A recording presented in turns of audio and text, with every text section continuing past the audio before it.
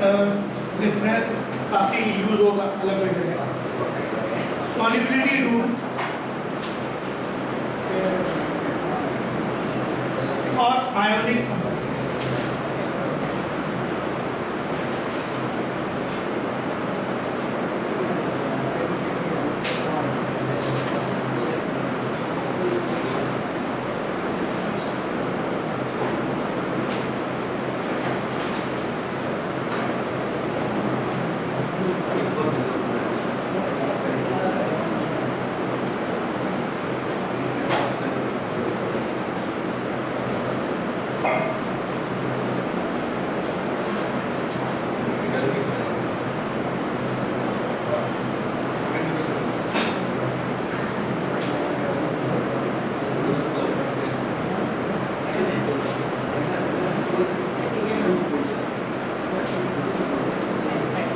First rule, जैसे जो ions है Li plus, sodium plus, K plus, ammonium plus, तो लिथियम, सोडियम, पोटेशियम, ये सब कौन से ग्रुप को बिलोंग करते हैं? ग्रुप 1 है ना। सबसे पहला जो ग्रुप होता है lithium, sodium, potassium, rubidium, caesium, francium. Francium तो रेडियो एक्टिव है, उसके तो कंपाउंड ही खुद ही मिल जाए, बहुत बड़ी बात है कंपाउंड तो। फिर सीजियम, रुबिडियम के भी इतने कंपाउंड नहीं होते, कुछ होते हैं, लेकिन लिथियम, सोडियम और पोटेशियम के कंपाउंड बहुत मतलब काफ़ी कंपाउंड होते हैं। जब कंपाउंड बनाते हैं ये element lithium, sodium, potassium, they always exist in +1 oxidation. Pure form में they exist in neutral, but in compound lithium, sodium, potassium, ऐसा कोई कंपाउंड इन तीनों एलिमेंट का नहीं है जिसमें ये +1 के अलावा किसी और स्टेट में एग्जिस्ट हो।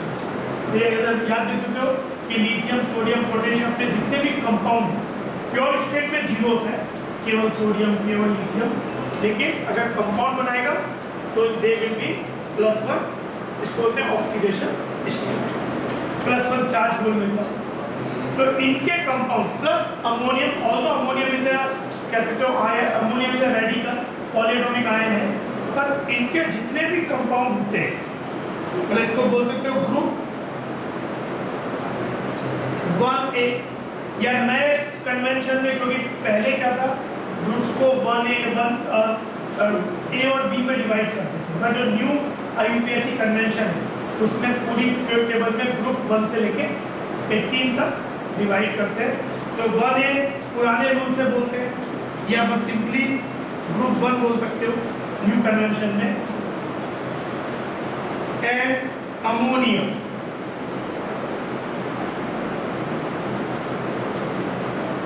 Compounds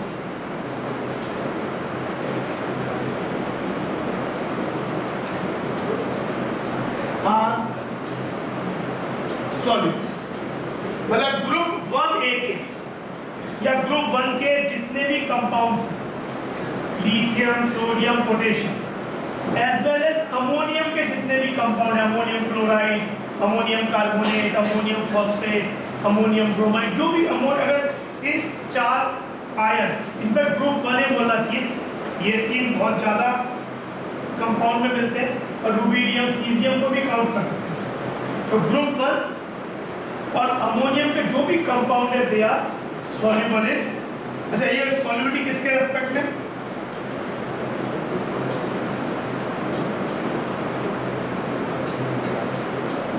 in water, we are talking this already water. तो they are soluble, there is no exception, मतलब कोई ऐसा कंपाउंड लिथियम का, सोडियम का, पोटेशियम का या अमोनियम सॉल्ट ऐसा नहीं है जो पानी में सॉल्युबल। अच्छा, अब बात करते हैं सॉल्युबल का क्या मतलब है कि कुछ भी पानी ले लोगे, कुछ भी सॉल्ट ले लोगे, डिसॉल्व हो जाएगा। एक सॉल्ट को अच्छा सॉल्यूट, एक सॉल्ट को अच्छा जो सॉल्युबल हो जाते हैं, जो आयोनिक कंपाउंड सॉल्युबल होता है उनको स्ट्रॉन्ग इलेक्ट्रोलाइट भी बोलते हैं। स्ट्रॉन्ग इलेक्ट्रोलाइट मतलब जो कि जो आयन से उन्हें अच्छे अमाउंट में प्रोड्यूस कर देते हैं। अब आप बोलो कि सॉल्युबल बोल दिया तो सॉल्युबल बोल दिया, इसका मतलब थोड़ा कि NaCl सॉल्युबल है तो 1 गिलास पानी में पूरा 1 किलो नमक डाल दोगे, थोड़ा सा पानी लगे तो डिजोल्व नहीं होगा। सॉलिडिटी का क्राइटेरिया क्या होता है कि अगर किसी एक सॉल्ट 1 लीटर पानी में अगर आप 0.1 मोल ज़्यादा डिजोल्व कर सकते हैं then you can consider that salt as a अच्छा खासा सॉल्ट। उसके बाद ठीक है, कुछ सॉल्ट उससे ज़्यादा डिजोल्व होंगे, कुछ सॉल्ट ऐसे होंगे जो कि मे बी 1 लीटर पानी में उनका 0.5 मोल भी डिजोल्व होगा। लेकिन अगर कोई सॉल्ट का 0.5 मोल 0.1 मोल 1 लीटर पानी में डिजोल्व होता है कम्प्लीटली, तो आप बोल सकते हो that comes in the category of soluble salts. उससे कम फिर एक कहता है 0.01 से 0.1, उन्हें बोलते हैं पार्शियली सॉल्युबल। और जो 0.01 मोल से कम डिजोल्व हो 1 litre they are called sparingly soluble. कुछ ऐसे सॉल्ट होते हैं जो कि 1 लीटर में केवल उनका 10⁻⁵ मोल ही डिजोल्व हो, 10⁻⁷ मोल ही डिजोल्व, ऐसे भी होंगे। उन्हीं को मेनली प्रेसिपिटेट्स बोलते हैं। ऐसा नहीं कि प्रेसिपिटेट का भी थोड़ा सा अमाउंट सॉल्यूशन में जाता नहीं है, पर प्रैक्टिकली वो बाहर ही रह जाता है। तो हम यहाँ ये बोल रहे हैं कि जो लिथियम, सोडियम, पोटेशियम, अमोनियम, इनके जितने भी सॉल्ट हैं ये वाटर में सॉल्युबल है। सॉल्युबल होने का मतलब कि 1 लीटर पानी में इनका मिनिमम 0.1 मोल तो डिजोल्व होगा। फिर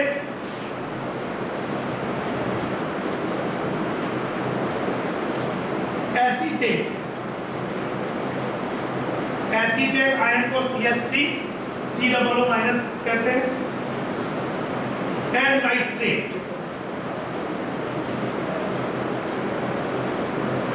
ये कैटायन की बात भी अभी एनाइन करें तो एसीटेट्स में कोई भी एसीटेट, सोडियम हो, पोटेशियम हो, मैग्नीशियम हो, कोई भी एसीटेट्स, कोई भी नाइट्रेट, सोडियम नाइट्रेट हो, सिल्वर नाइट्रेट, जनरली सिल्वर और के सॉल्ट इतने सॉल्युबल नहीं होते। सिल्वर क्लोराइड सॉल्युबल नहीं होगा, सिल्वर ब्रोमाइड सॉल्युबल नहीं होगा, लेकिन नाइट्रेट सभी एलिमेंट के, सभी कैटायंस के soluble. Acetates and nitrates are soluble.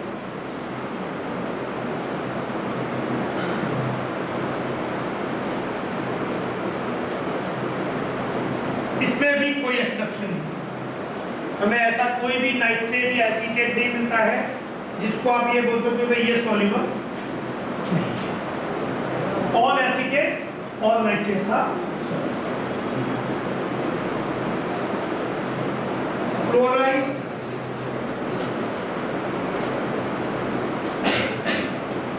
Bromide, iodine.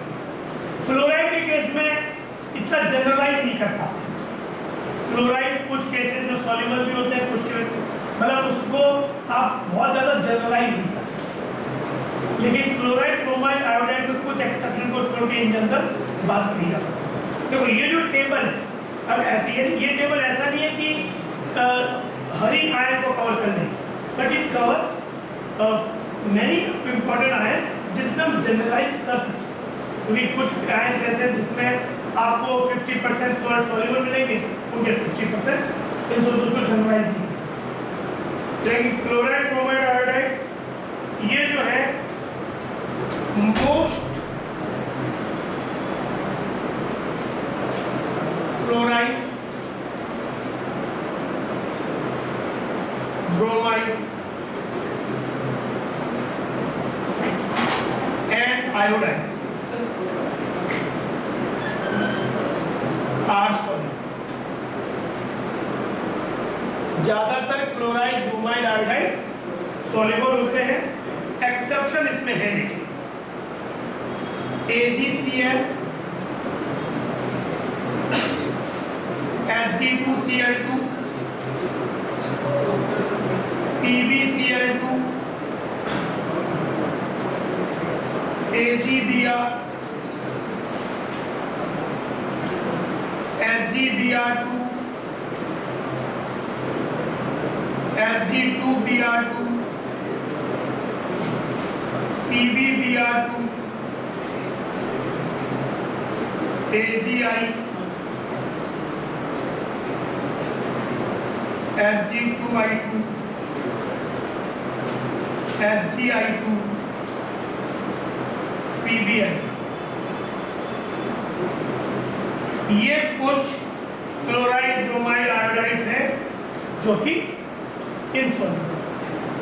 Most of the chloride, bromide, iodide soluble, but ये जैसे AgCl, AgBr, AgI, Hg2Cl2, Hg2Br2, Hg2I2, Hgi2, Hgbr2, लेकिन जो HgCl2 इसमें एक मिसिंग क्या है? HgCl2 missing.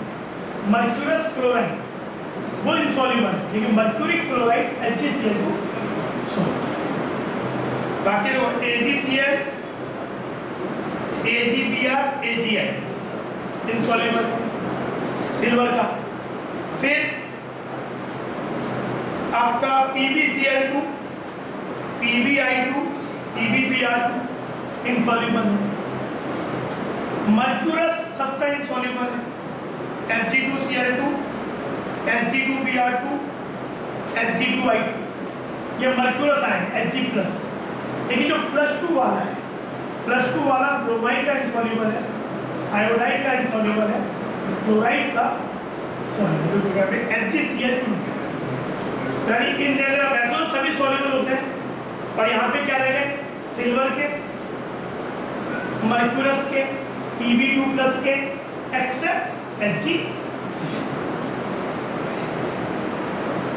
Then fourth, sulphate.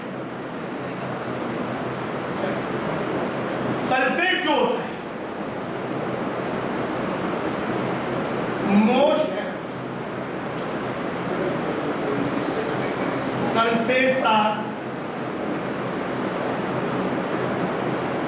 soluble. Most sulfates are soluble. CaSO4 exception। अब exception की बात आई। CaSO4, SrSO4, BaSO4, Ag2SO4,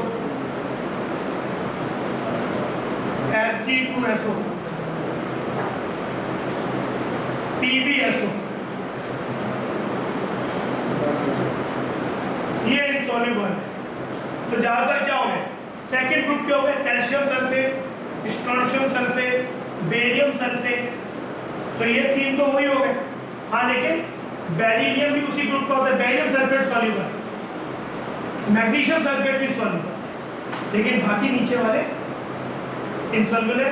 तो आप ये बोल सकते हो कि सल्फेट्स की जो सॉल्युबिलिटी है एल्काइन अर्थ मेटल में सेकेंड ग्रुप में डिक्रीजेस डाउन द। फिर सिल्वर सल्फेट इनसॉल्युबल है, मर्क्यूरस सल्फेट इनसॉल्युबल है, और लेड सल्फेट भी इनसॉल्युबल।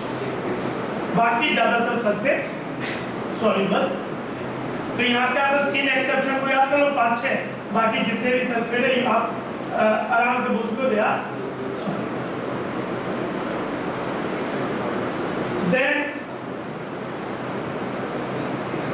कार्बोनेट्स।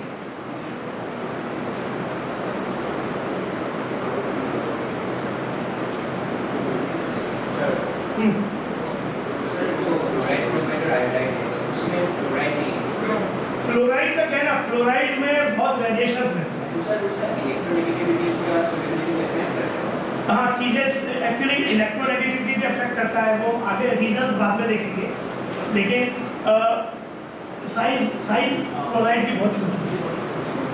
तो जब एक्चुअली क्या होता है, एक सॉल्ट कोई आपके पास अगर है तो उसके डिसॉल्व होने के लिए दो फैक्टर होते हैं। एक होता है उसका लैटिस एनर्जी, जैसे मान लो कोई सॉल्ट बन गया, लैटिस बन गया है, जो क्रिस्टलाइन फॉर्म तो उसको लैटिस बोलते हैं। तो वो एनर्जी जब लैटिस बनता है तो एनर्जी लिबरेट हो जाती है। तो वापस लैटिस को अगर डिसॉल्व करना है तो आपको वो एनर्जी देनी पड़ेगी। तो वो जो एनर्जी आपको देनी पड़ती है वो कहलाती है लैटिस एनर्जी, वो आपको देनी पड़ती है।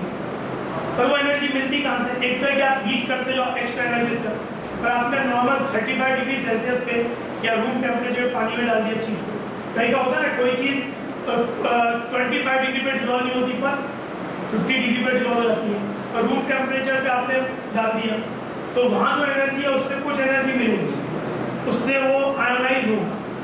लेकिन फिर जब आयंस बन जाते हैं तो आयंस पानी में हाइड्रेट होते हैं, उसको बोलते हैं हाइड्रेशन। जैसे कैटायन और एनायन है, तो कैटायन आयन क्या होगा, वाटर अपने पोलर साइड से, प्लस साइड और माइनस साइड से अट्रैक्ट करके जुड़ जाएगा, तो उससे एनर्जी लिबरेट होती है, उसको बोलते हैं हाइड्रेशन एनर्जी। तो थर्मोडायनेमिकली एनर्जी वाइज जिन सॉल्ट की हाइड्रेशन एनर्जी लैटिस एनर्जी से ज़्यादा होती है वो डिजॉल्व हो जाती है, और जिनकी लैटिस एनर्जी ज़्यादा होती है देन हाइड्रेशन एनर्जी वो डिजॉल्व नहीं होता। तो थर्मोडायनेमिकली ये वाली बात। तो लैटिस एनर्जी क्या होगा, अगर सपोज कोई आयन साइज में बहुत छोटे तो उनका लैटिस बहुत स्ट्रॉन्ग बनता है, लैटिस एनर्जी बहुत हाई हो जाती है। तो जो फ्लोराइड है उनमें डिपेंडिंग कि फ्लोराइड भी है, में दूसरा कैटायन भी है, तो फ्लोराइड के साथ कैटायन की काफ़ी इन्फ्लुएंस करते हैं। तो अकेले फ्लोराइड के कारण हम प्रॉपर्टी को जनरलाइज नहीं कर सकते, इसलिए फ्लोराइड इस कैटेगरी। बहुत से फ्लोराइड डिजॉल्व होते हैं, पर आप ये नहीं बोल सकते कि मतलब जिस तरह से हम जनरल बात बोल रहे हैं वहाँ पे जनरल स्टेटमेंट देना पॉसिबल है, ठीक है। कार्बोनेट्स मोस्ट जो पहले जो चार थे कि मेनली सॉल्युबल है, और कुछ इनमें तो कुछ भी नहीं, पहले दो में तो एग्जाम्पल है, इनमें कुछ इनसॉल्युबल है। अब अगले चार हैं जो मेनली इनसॉल्युबल होते हैं और कुछ सॉल्युबल होते हैं। कार्बोनेट लैटिस एनर्जी का मतलब यह हुआ कि जैसे NaCl, मान लो NaCl है सॉलिड, तो NaCl को भाई NaCl जब बना होगा तो सोडियम और क्लोरीन से बना होगा। सोडियम और क्लोरीन तो Na और क्लोरीन होता है। तो पहले अभी हम एक्चुअली ये सब चीज़ें आएंगी, तो जब सोडियम जब यहाँ तो Na+ है तो सोडियम सबसे पहले सबलाइन, सोडियम सॉलिड, चीज़ें रिएक्ट करने से पहले गैस या गैसियस फॉर्म में आना जरूरी है, तो पहले वो सबलाइन होगी।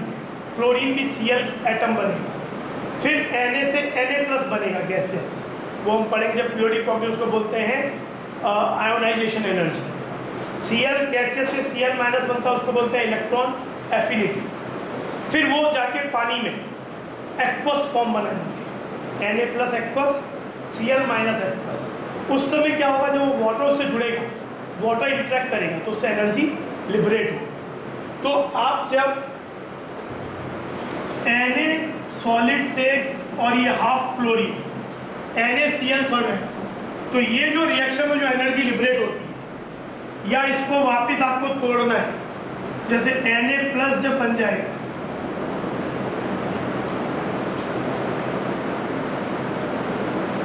तो ये जो रिवर्स है that is known as lattice energy, और इतनी ये लिबरेट होती है।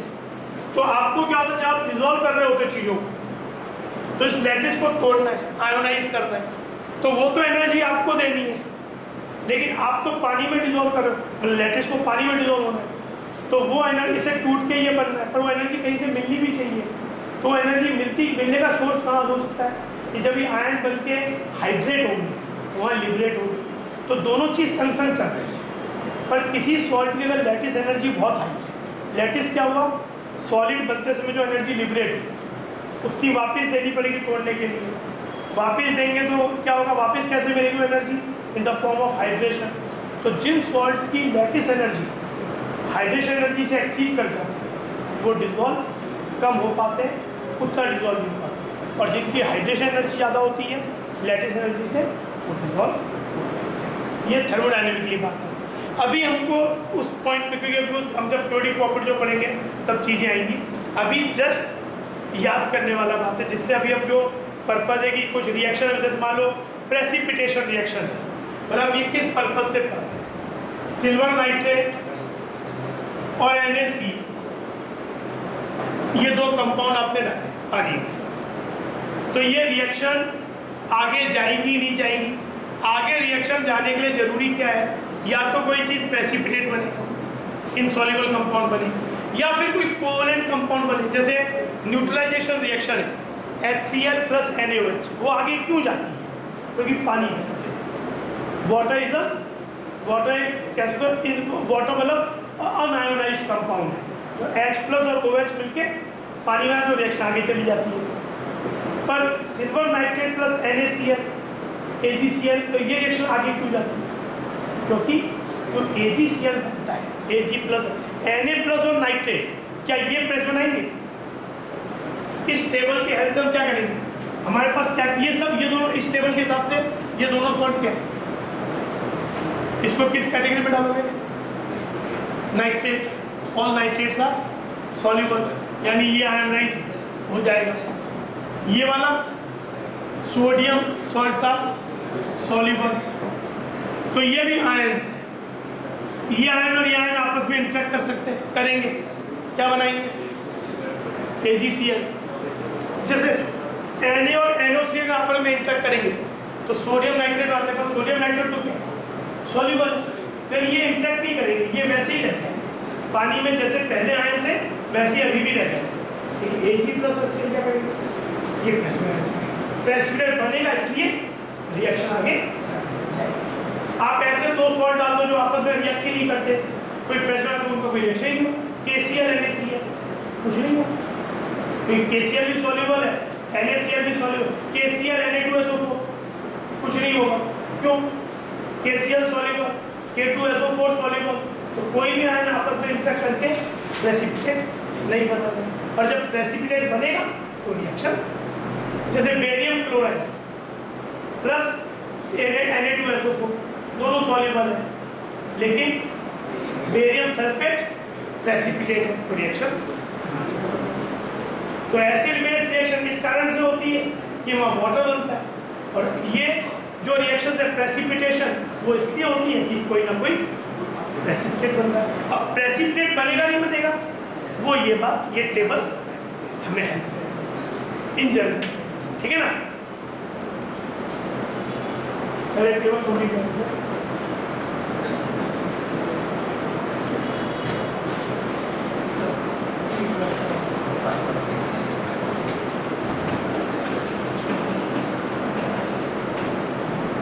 अभी इस टेबल को याद करोगे, एक संग सब लॉजिक ढूंढना शुरू करोगे तो आगे नहीं बढ़ोगे। तो ये चीजें बहुत सी हैं, लेकिन समय के संग उसके रीजनिंग होती है ना। अभी इसको पर्पज ये है कि जस्ट याद, मतलब अभी दिमाग खर्च किए बिना सब, क्योंकि अभी जो पर्पज ये है कि हम ये आइडेंटिफाई करता है कि दो आयन मिलकर कैसे बनाएंगे। रीजनिंग हो तो जब पूरा केमिस्ट्री अच्छा धीरे carbonate most carbonates are insoluble, अधिकतर कार्बोनेट्स insoluble। एक्सेप्शन कौन होगा? Group 1A carbonates. देखा जाए तो ये तो किस में आ गया?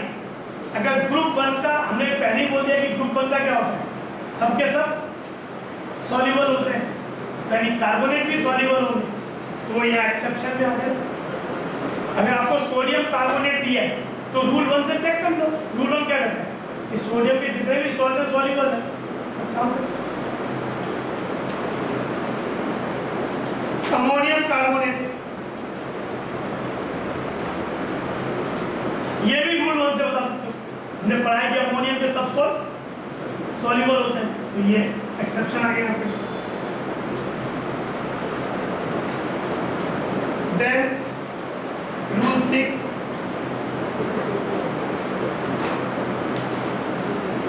phosphate. Most phosphates are insoluble.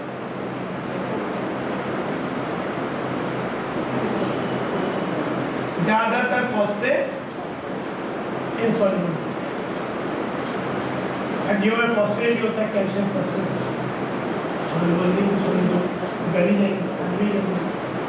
तो मोस्ट फॉस्फेट्स आर इनसॉल्युबल। अब इसमें कौन कौन से, फिर से वही एक्सेप्शन कौन? Group 1A phosphates which is consistent with the rule 1, sodium phosphate, lithium phosphate, potassium phosphate. क्यों? कि potassium, lithium, sodium, ammonium phosphate solve होने चाहिए, बिकॉज बुलबुल कहता है।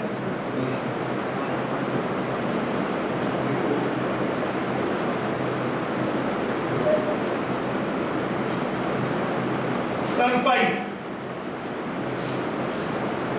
Most sulfides are insoluble, exception group 1 है सल्फाइड और अमोनियम सल्फाइड।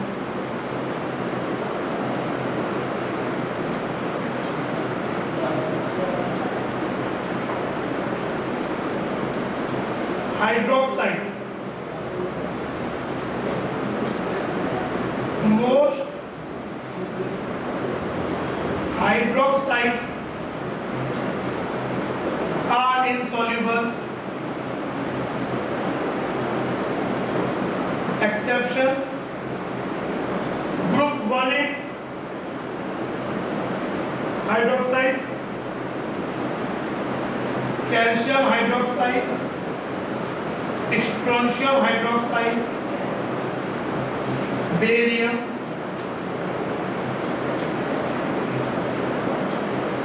इनको छोड़ के बाकी सब इनसॉल्युबल होते हैं। यहाँ पे इनफैक्ट अमोनियम हाइड्रोक्साइड भी इतना ज्यादा सॉल्युबल नहीं। अगर यहाँ पे आप अगर इस वाले केस में कोई एक्सेप्शन डालना चाहो तो डाल सकते हो कि ammonium hydroxide is a weak base, इतना ज्यादा सॉल्युबल नहीं। तो आप इसमें एक एक्सेप्शन डालना चाहो तो यहाँ पे थोड़ा सा अमोनियम हाइड्रोक्साइड, अमोनियम हाइड्रोक्साइड भी इतना सॉल्युबल।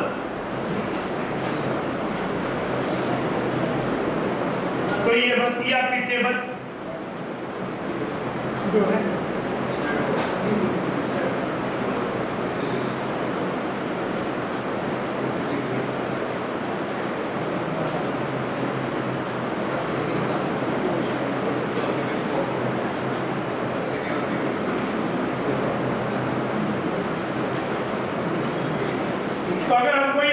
करना है। अच्छा एक ये भी लिस्ट बना लो, कॉमन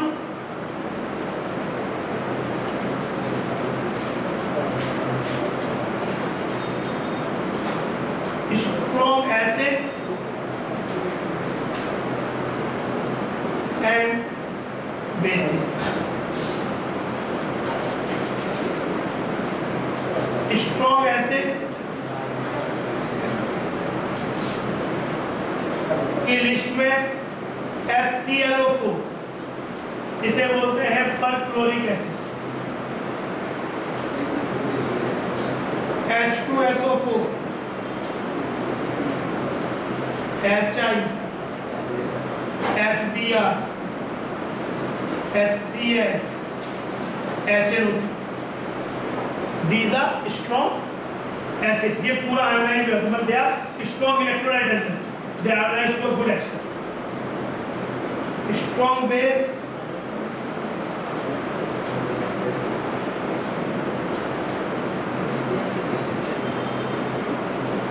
LiOH, NaOH,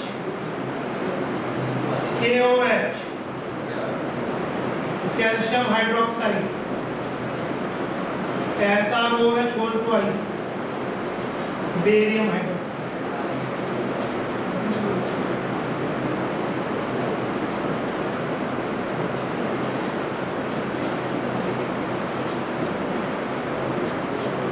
कुछ एग्जांपल वीक एसिड के example,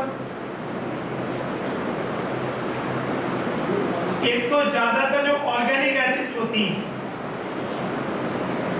acidic acid, formic acid, propanoic acid, benzoic acid, organic sir weak acid.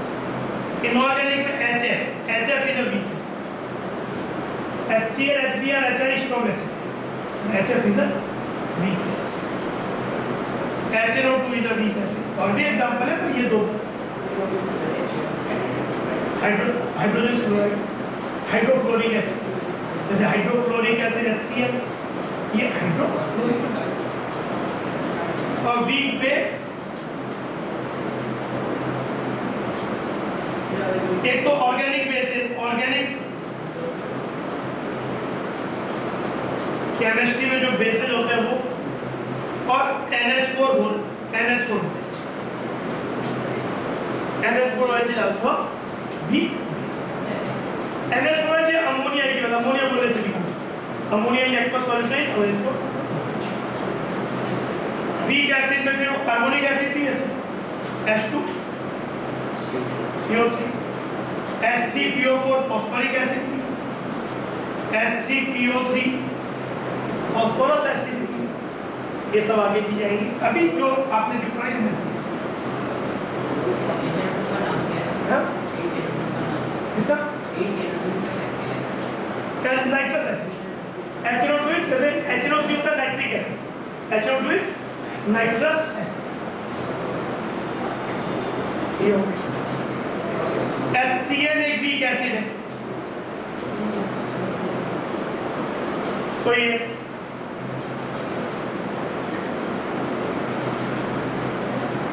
तो जैसे आपको अब एक कैटेगरी की रिएक्शन है प्रेसिपिटेशन रिएक्शन, मतलब जो डिफरेंट रिएक्शंस होती है उसमें एक रिएक्शन होती है प्रेसिपिटेशन।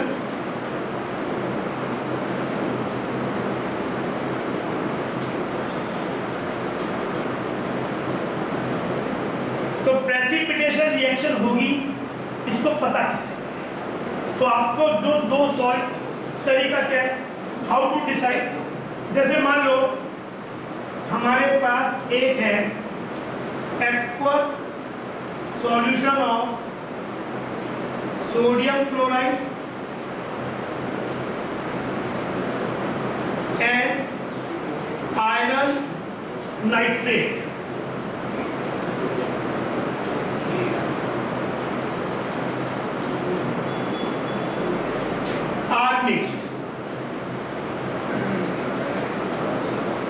इनको मिक्स किया गया, तो ये डिसाइड करता है कि भाई यहाँ प्रेसिपिटेशन होगा या नहीं होगा। तो आप कैसे देखोगे? NaCl एक सॉल्युबल सॉल्ट है, अभी हमने पढ़ा किस रूल से आ जाएगा कि अमोनिया सोडियम के सॉल्ट्स सॉल्युबल होते हैं, ये सॉल्युबल है, किस रूल से बोल सकते हैं? Nitrates are soluble. हमने Fe2+ के लिए कोई रूल नहीं पढ़ा, लेकिन हमने नाइट्रेट के लिए पढ़ा है कि ऑल नाइट्रेट्स आर सॉल्युबल। तो ये दोनों सॉल्युबल कंपाउंड है। सॉल्युबल है मतलब क्या होगा? एक्वस सॉल्यूशन में डालोगे मतलब आयोनाइज ही रहेंगे, और मिक्स भी करोगे तो शुरुआत में आयन सी होंगे, Na+, Cl-, ferrous ion, Fe2+ और नाइट्रेट -1 चार्ज होता है। अब प्रेसिपिटेशन होगा नहीं, कैसे चेक करें? Na+NO3 से इंटरेक्ट, कैटायन एनायन इंटरेक्ट करेंगे, एनायन तो नहीं करेंगे, वो तो रिपेल कर देंगे।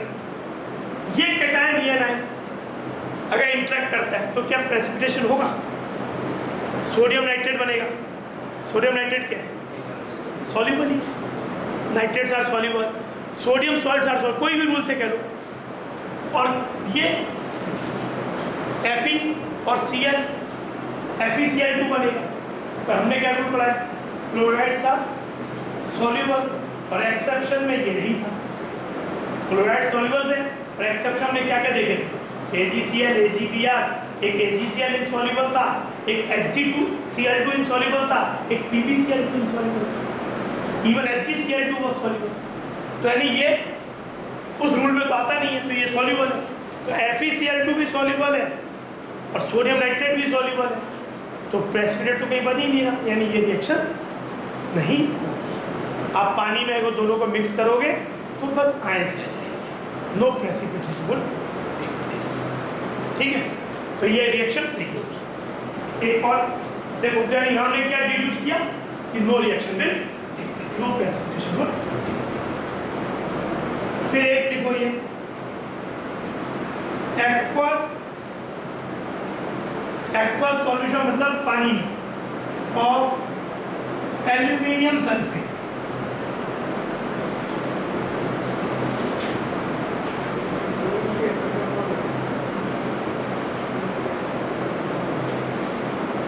And sodium hydroxide.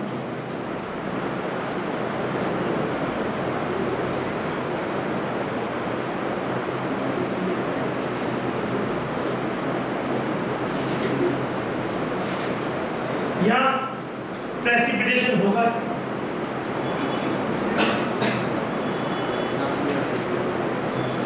Aluminium sulphate का फॉर्मूला क्या होगा? एल्यूमिनियम अपने कंपाउंड में +3 स्टेट में होता है। आपने फॉर्मूला बनाना सीखा होगा, Al3+ होता है। सल्फेट आपने प्लस क्रॉस करना सीखा होगा, Al2SO4 whole thrice. Aluminium sulphate soluble salt है या इनसॉल्युबल? सल्फेट के लिए क्या रूल था? सल्फेट सा क्या रूल था? सल्फेट सा soluble most sulfate, and aluminum sulfate was not in the exception. Exception was only calcium, strontium, barium और silver, mercury और lead। यानी ये aluminum sulfate soluble है। सोडियम हाइड्रोक्साइड soluble है, Na+, तो ये तो दोनों soluble है। अब क्या किसके बीच में देखें? सोडियम और सल्फेट के बीच में इंटरेक्शन होगा, तो सोडियम सल्फेट क्या होगा? सॉल्युबल। ये भी दिक्कत नहीं है। एल्यूमिनियम और हाइड्रोक्साइड इंटरेक्ट है। हमने रूल क्या पढ़ा है? हाइड्रोक्साइड के बारे में क्या रूल पढ़ा है कि most of the hydroxides are insoluble, and जो एक्सेप्शन थे उसमें definitely aluminium was not there. यानी एल्यूमिनियम हाइड्रोक्साइड क्या होगा? प्रेसिपिटेट होगा।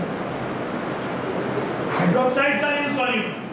Exceptions were calcium hydroxide, barium hydroxide थे और NaOH थे। तो aluminum hydroxide was not in exception, but aluminum hydroxide is insoluble। यानी ये रिएक्शन क्या होगा?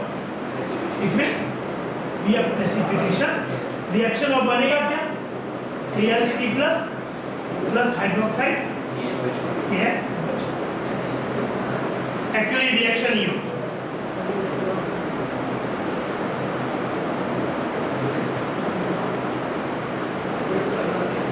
समझे? तो इसी तरीके से हम चीजों को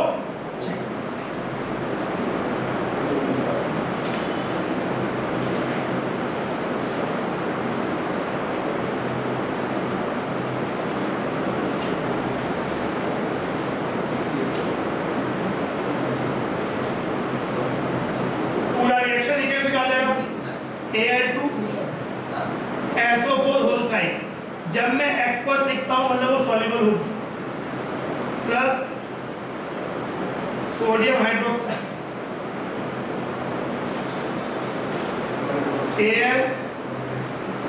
AlOH होल थ्राइस सॉलिड मतलब प्रेसिपिटेट, प्लस Na2SO4। ये रिएक्शन, दिस इज योर। अब इसमें क्वेश्चन न्यूमेरिकल क्या चलो, ये भी बात समझ में, बात तो इसी के लिए पढ़ रहे हैं। अब मान लो क्वेश्चन ये पूछा गया, ये तो रिएक्शन आपने रिड्यूस कर लिया कि भाई एल्यूमिनियम सल्फेट और सोडियम हाइड्रोक्साइड जब रिएक्ट करते हैं तो ये बनता है। अब आपके पास क्वेश्चन है 100 ml of 0.1 molar aluminum sulfate is added to the aqueous solution 400 ml 0.01 molar NaOH aqueous solution। 100 ml of, question समझने की कोशिश करो, एक समझ में आ गया तो बाकी अपने आप ही होंगे चीज़ें, क्योंकि आपको दो चीज़ें संग आप, एक तो आपको ये पता करना है कि प्रेसिपिटेशन हो रहा नहीं हो रहा है, क्योंकि आप रिएक्शन कितने रटोगे, ये चीज़ याद होगी, बहुत सी रिएक्शन इसमें कवर हो जाएगी। दूसरा, एक बात समझो तो वही लॉजिक से बाकी चीज़ें भी होंगी, ये आपस में ऐड करता है। क्वेश्चन है find the limiting reagent, find the amount of precipitate if any form and find the concentration of the ions remaining in the solution at the end of the reaction. क्या क्या question है? एक तो कि आपके पास limiting reagent कौन सा होगा. अगर कोई रिएक्शन ही नहीं हुई, जैसे मान लो यहाँ सभी सॉल्यूबल बनते हैं, तो कोई रिएक्शन आप बोलोगे जो आपने ऐड किया वही चीज़ें रह जाएंगी, कोई रिएक्शन ही नहीं. पर अगर रिएक्शन हुआ तो कोई प्रेसिपिटेट बनेगा, कोई चीज़ पूरी. अच्छा, precipitation reactions nearly goes to completion. जब तक अभी हम आयोनिक और चैप्टर नहीं पढ़ रहे तब तक प्रेसिपिटेशन हुआ, न्यूट्रलाइजेशन हुआ, they are the reactions which goes for completion. End हो जाता है. अगर लास्ट में ये हो सकता है कोई एक सब्सटेंस पूरा रिएक्ट ना कर पाए, इसलिए वो लिमिटिंग रिएजेंट हो, पर इक्विलिब्रियम अचीव नहीं होगा. अभी फर्दर है, बाद में जब आयोनिक चैप्टर पढ़ेंगे तो मैंने बताया कि जो स्पेरिंगली सॉल्युबल सॉल्ट होते हैं, even they produce some of the ions in the solution, तो वो एक अलग तरीके से पढ़ेंगे. पर जब तक स्टोइकियोमेट्री पढ़ रहे हैं अभी, और जिसमें आयोनिक या इक्विलिब्रियम का कॉन्सेप्ट नहीं है, तब तक प्रेसिपिटेशन रिएक्शंस और neutralisation reactions are irreversible in nature, एक तरफ चली जाती है. तो आपको ये कितना मिलीमोल है? ये 10 मिलीमोल है. ये कितना मिलीमोल है? कितना हो जाएगा? 4. ये 4 मिलीमोल है. वॉल्यूम टोटल 500 हो चुका है, वो बाद में देखेंगे. तो इसके मिलीमोल है 10, इसके हैं 4. रिएक्शन आपने बैलेंस कर लिया, ठीक है. Which is the limiting reagent? इसके 10 मिलीमोल है, इसके 4 मिलीमोल है. लिमिटिंग रिएजेंट कौन सा है? 4/6. 10/1 कम कौन सा है? 4/6. तो ये हो गया 0. ये प्रेसिपिटेट है, it will not remain in the solution. पर कोई पूछे प्रेसिपिटेट का अमाउंट कितना, अपना पूछे तो आंसर देंगे. तो ये 6 से 2 बनता है, तो 1 से 2/6 बनेगा, 1/3. 4 से 4/3. ये कितना बनेगा? 6 से 3 बनता है, 1 से हाफ बनेगा, 4 से 2 बनेगा, 2 मिलीमोल. ये बच कितना जाएगा? 6 से 1 रिएक्ट करता है, 1 से 4 से 2/3 रिएक्ट किया, बच कितना गया? 10 माइनस, यानी इसके 28/3 मिलीमोल, इसके 0, इसके 4/3 मिलीमोल, इसके 2 मिलीमोल. ये सिचुएशन होगी. अब आंसर करना शुरू करते हैं. पहला क्वेश्चन था लिमिटिंग रिएजेंट कौन सा है? NaOH. पहला आंसर. प्रेसिपिटेट अगर बना, कितना बना? तो पहले तो क्या बना aluminium hydroxide, white gelatinous compound. कर ऐसे तो याद करना पड़ेगा, कॉलर का लॉजिक होता है, लेकिन वो भी मतलब ऐसा कुछ नहीं है कि 2 एक टेबल याद कर लेंगे तो कलर तो याद ही. हाँ, वो याद करना, मतलब कोई ऐसा कोई रूल नहीं है कि पता चल जाएगा. रूल इसमें होता है कि इंटेंसिटी है, येलो कलर क्यों दिख रहा है, मतलब उसका रीजनिंग थ्योरेटिकल रीजनिंग है, पर वो थ्योरी है. मतलब वो आपको देख के नहीं पता चलेगा कि जैसे कलर का कारण क्या होता है. कलर का एक कारण होता है कि जो सब्सटेंसेज होते हैं वो विजिबल लाइट में, उन पे लाइट पड़ रही है.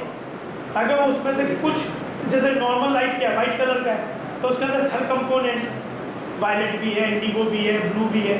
तो क्या होता है कि कंपाउंड के जो अंदर इलेक्ट्रॉन्स होते हैं, तो जो कलर कंपाउंड होते हैं उनके इलेक्ट्रॉन्स इस वाइट लाइट्स को एब्जॉर्ब, उसका कुछ पोर्शन एब्जॉर्ब करते हैं और वो इलेक्ट्रॉन एक्साइट होकर कुछ हाई लेवल पर पहुँच जाते हैं.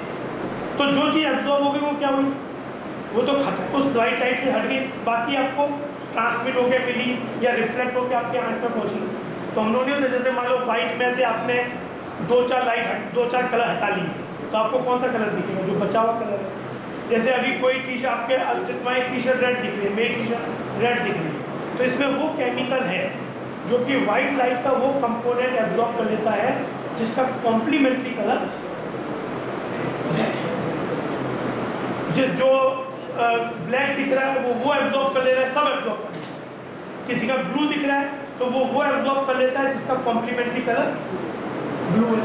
तो उसमें फिर कलर व्हील होता है, एक रफली कलर व्हील होता है, VBGYOR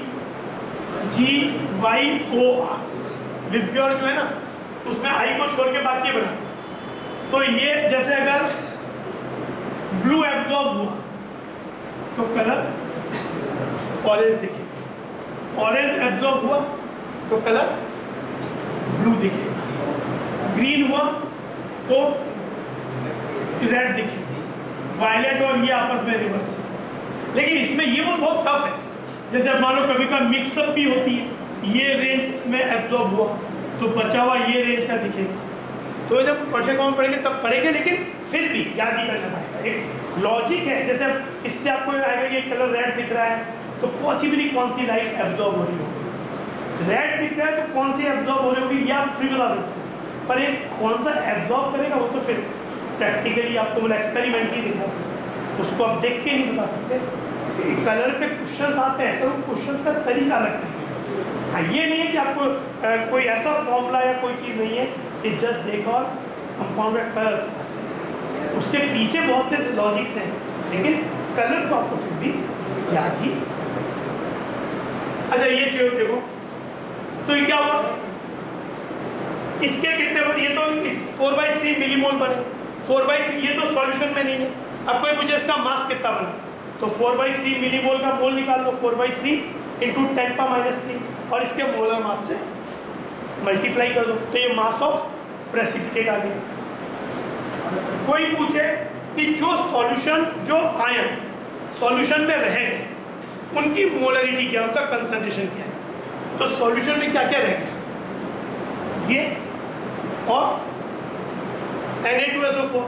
Na2SO4 के कितने मिलीमोल रहेंगे? 2। तो Na2SO4 के 2 मिलीमोल Na+ के कितने मिलीमोल बनाएंगे? 4। Na2SO4 सॉल्युबल सॉल्ट है, 1 से कितना बनता है? 2 Na+, तो 2 से 4 Na+, 4 मिलीमोल। यहाँ से Na+ आएगा क्या? नहीं आएगा। तो Na+ के कितने मिलीमोल होगा सॉल्यूशन में? 4। वॉल्यूम कितना है सॉल्यूशन का?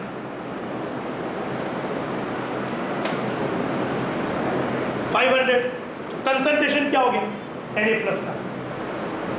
मिलीमोल बाई मोलरिटी क्या होती है? Moles by volume in litre या millimoles by volume in ml। तो मिलीमोल कितने हैं Na+ के? 4। वॉल्यूम कितना है? 500। 4/500 ये हो गया Na+ का कंसंट्रेशन। सल्फेट का क्या होगा बताओ? ये 2 मिलीमोल है, सल्फेट कितना बनेगा? Na2SO4 के 1 से सल्फेट कितना बनता है? 1। तो 2 से कितना बनेगा? तो 2 यहां से बना, इधर से बनेगा क्या? यहां 1 से कितना बनता है? 3। 28/3 से कितना बनेगा? इसके कितने मिलीमोल बच गए? 28/3। 1 से कितना बनता है? 3। 28/3 से इंटू 3 28। यहाँ कितना बना? 2। तो टोटल मिलीमोल सल्फेट कितने हो? 30। कंसंट्रेशन डिवाइडेड बाई 500, तो वो आ गया। एल्यूमिनियम कितना बनेगा? 1 से कितना बनता है? 2। इतने से इंटू 2 यानी 56/3 डिवाइडेड बाई 500। सबके कंसंट्रेशन अलग अलग आयंस आ गए। ये तो आयंस फॉर्म में ही रहेंगे ना। जो सॉल्युबल सॉल्ट है वो दिस विल नॉट, हमने रिप्रेजेंट ऐसे किया है, but this will not remain as. अब कोई पूछे कि एल्यूमिनियम सल्फेट के कितने मिलीमोल रह गए, आप बोलते हो 28/3, पर एक्चुअली वो एल्यूमिनियम सल्फेट नहीं रहता, वो एल्यूमिनियम आयन रहता है और सल्फेट सॉल्युबल सॉल्ट है। ये सॉल्यूशन के बाहर एल्यूमिनियम हाइड्रोक्साइड के फॉर्म, क्योंकि ये प्रेसिपिटेट, समझे? बस ये प्रॉब्लम करना इस तरह से समझे बात, क्वेश्चन समझ में कि कैसे पहले हमने रिएक्शन का नॉलेज दिया और फिर कैसे उसे स्टोइकियोमेट्री के प्रॉब्लम में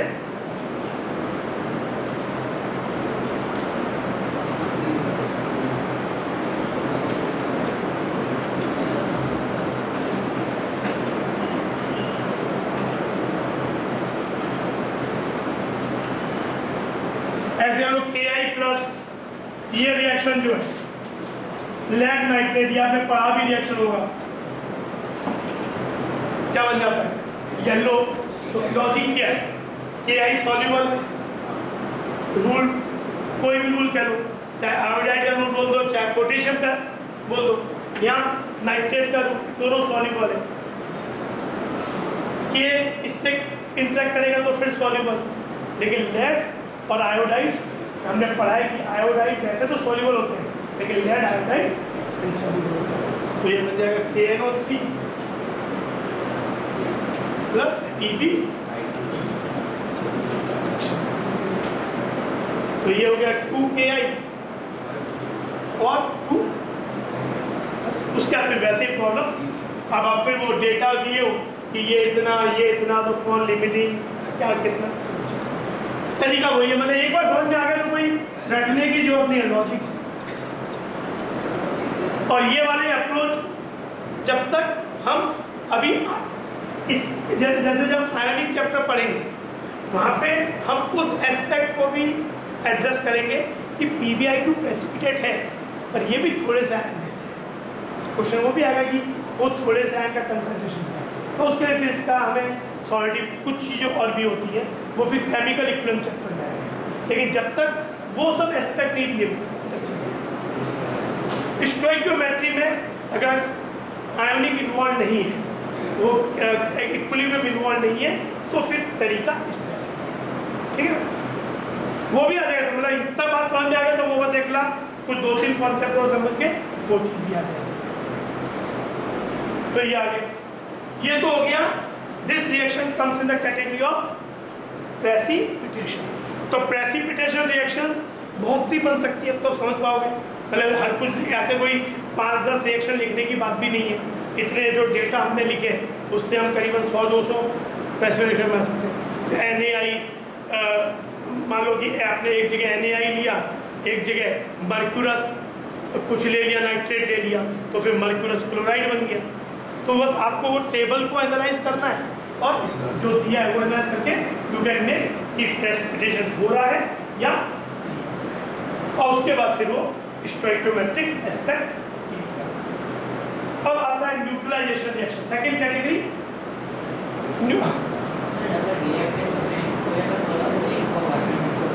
तो आप शुरुआत में यू आर टेकिंग जनरली क्या होगा, जब हम रिएक्शन करना चाहते हैं तो शुरुआत वाली चीज़ तो एक्वस देंगे। आप शुरुआत में अगर प्रेसिपिटेट दे दो तो मतलब basically you are talking about the reverse rate. आप तो ऑलरेडी बने, तो ही जैसे हमने मान लो कि ये चीज़ बनी और आपने अब एक में सोडियम सल्फेट डाला और एल्यूमिनियम हाइड्रोक्साइड डाला, तो ऑलरेडी बेसिकली आप इस रिएक्शन के प्रोडक्ट को डाल दो तो रिएक्शन नहीं होगा। तब ये मान लो कहने का लॉजिक क्या है कि सपोज आपके पास रिएक्टेंट में एक सॉल्युबल सॉल्ट है और एक इनसॉल्युबल है, नो रिएक्शन, तब रिएक्शन नहीं होगा।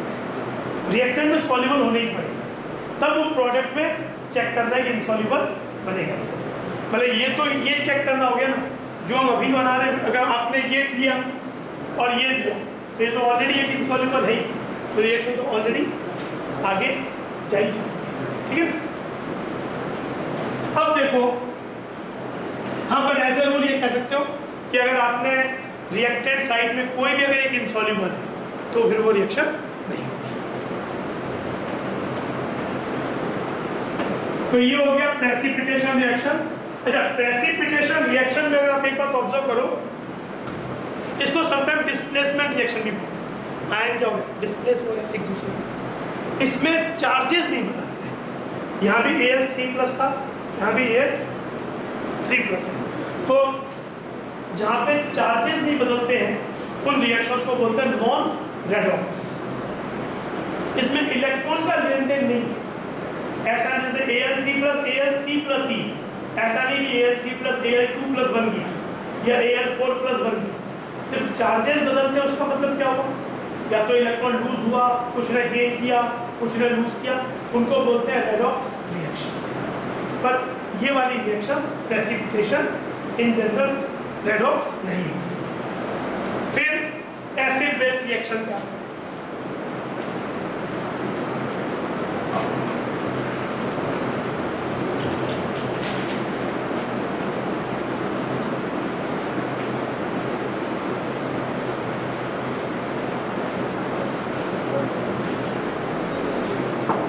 Acid base reactions, acid base reactions में जैसे HCl NaOH, ये दोनों क्या है? सॉल्युबल है। NaOH तो सॉल्ट के हिसाब से ही आ गया। HCl स्ट्रॉन्ग एसिड है, ये क्लोराइड का सॉल्ट, ऐसे सोचो ये दोनों सॉल्युबल है। क्या बनेगा? Na और Cl इंटरेक्ट का तो NaCl फिर सॉल्युबल। पर इस रिएक्शन को आगे ले जाने वाला फैक्टर कौन सा होगा? H प्लस और जब OH रिएक्ट करते हैं they form a very non-dissociable compound water.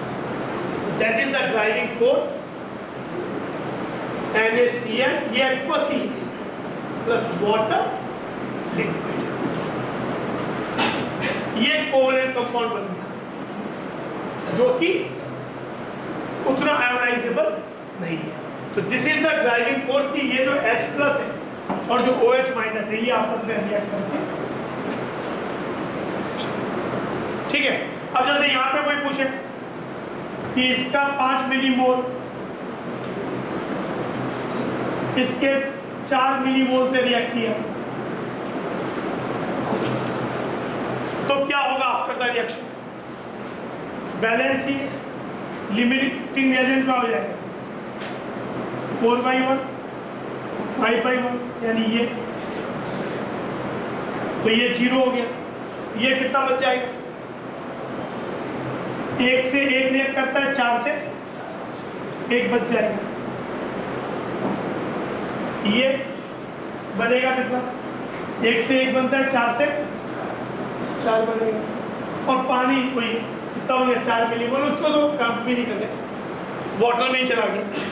Aqueous में ही काम कर रहे थे और पानी बन के एक्वस में चला गया। और H प्लस OH भी रिएक्ट करके पानी बन गया। तो ये 4 मिलीमोल। अगर टोटल वॉल्यूम मालूम है सॉल्यूशन का तो इसका कंसंट्रेशन, अच्छा इसमें क्या क्या आयन आ जाएंगे? H प्लस कितना है? ये सॉल्यूशन कोई पूछे कैसे हो जाएगा? ये सॉल्यूशन एसिडिक होगा, बेसिक होगा, या होगा क्या चीज़ है? HCl रह गया ना एक्स्ट्रा, तो ये एसिडिक रह जाएगा। अगर पूरा पूरा रिएक्ट कर जाते तो न्यूट्रल बन जाता, क्योंकि ये salt strong acid strong base है। हमेशा जो नहीं कि न्यूट्रलाइज हो जाए तो न्यूट्रल ही बन जाए। अगर आप HCl प्लस या जैसे acetic acid plus NaOH react करोगे, अगर रिएक्शन पूरी भी होगी तब भी सॉल्ट क्या होगा? Sodium acetate. Sodium acetate is a salt of weak acid strong base, तो it's nature should be basic. तो सॉल्यूशन बेसिक हो। अभी हम इसे क्वालिटेटिवली बोल रहे हैं, जब आयोनिक पढ़ेंगे तो हम उसी सॉल्ट उस सॉल्यूशन का पीएच निकालेंगे। वो जो बेसिक है तो पीएच जनरली बेसिक है तो रूम टेम्परेचर तो उसका पीएच 7 से ज़्यादा होना चाहिए। तो पीएच अगर कुछ और पैरामीटर्स गिवन हो तो पीएच में ये प्रॉब्लम आएगा जब आयोनिक। अभी हमने आपने पढ़ा है क्वालिटेटिवली कि स्ट्रॉन्ग एसिड स्ट्रॉन्ग बेस का salt neutral, strong base weak acid का salt basic, strong acid weak base का अमोनियम क्लोराइड। अमोनियम क्लोराइड कैसा सॉल्ट है? Strong acid HCl weak base and it should be acidic. Weak acid weak base का salt depend करता है कि दोनों vehicle में रिलेटिवली स्ट्रॉन्गर कौन सा है। बिल्कुल एग्जैक्टली जैसे तो न्यूट्रल भी रह सकता है। एसिड स्ट्रॉन्ग है तो एसिडिक हो जाएगा, बेस स्ट्रॉन्ग है तो बेसिक हो जाएगा। तो यहाँ पे तो आपका स्ट्रॉन्ग एसिड ही बच गया, तो this will decide the pH acidic character, तो ये एसिडिक हो जाएगा। ये बच जाता तो बेसिक हो जाएगा। हो गया। अच्छा कोई पूछे NaCl माइनस का कंसंट्रेशन कितना, Cl माइनस का कितना हो गया, Cl माइनस 1 मिलीमोल, यहाँ से Cl माइनस 4 मिलीमोल। भाई ये तरीका जानते हो, ये तरीके आएंगे तो आप डिफिकल्ट से डिफिकल्ट प्रॉब्लम को भी एनालाइज कर पाओ और रटने की कोशिश करोगे तो बात ही सामने नहीं आएगी क्या होगा। तो ये तरीके समझोगे तो क्या होगा, जब प्रॉब्लम कॉम्प्लेक्स भी होता जाएगा तो ये तरीका फिर भी धोखा नहीं देगा, आप बात को समझ पाओगे क्या होगा। तो इसलिए मतलब अभी से मतलब इस एनालिसिस को समझने की कोशिश करो, आंसर आना उतना इंपॉर्टेंट नहीं है जितना इस बात को समझना है। तो Cl माइनस यहाँ से 1 मिलीमोल आया, यहाँ से 4 मिलीमोल, टोटल 5 मिलीमोल। वॉल्यूम अगर सॉल्यूशन का मालूम है तो millimole by volume in ml concentration मिल जाएगा। Na प्लस भी मिल जाएगा 4 by volume, H plus 1 millimole divided by जो भी वॉल्यूम है, let's suppose 100 ml, total volume 100 ml, तो H प्लस का कंसंट्रेशन क्या हो जाएगा 1 बाई 100 यानी 0.01। आप अभी जब pH का फॉर्मूला ले भी कुछ तो मैंने पढ़ा हो, माइनस लॉग H प्लस, भले अभी नहीं आता तो कोई बात नहीं है। अगर सॉल्यूशन में H प्लस कंसंट्रेशन मिल जाए तो सॉल्यूशन का pH होता है, this is the formula of pH। तो इसमें H प्लस कितना आ गया 1 बाई 100 यानी 0.01, pH क्या होगा, तो ये सॉल्व करके 2 आ जाएगा, pH 2 इज हाईली एसिडिक, ये न्यूमेरिकल वैल्यू। अभी इसके लिए परेशान मत हो, अभी जस्ट इतना समझो H प्लस एक्स्ट्रा मतलब एसिडिक, ये आएगा।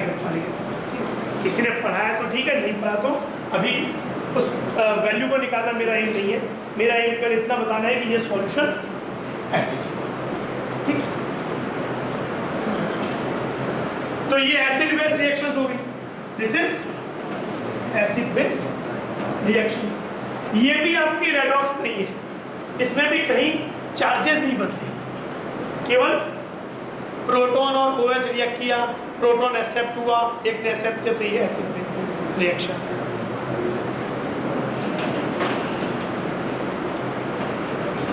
तो ये this is these are called neutralisation reactions.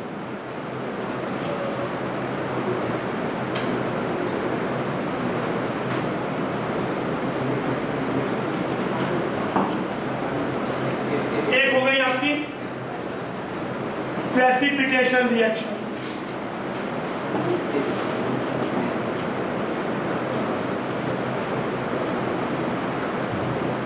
ये दोनों ही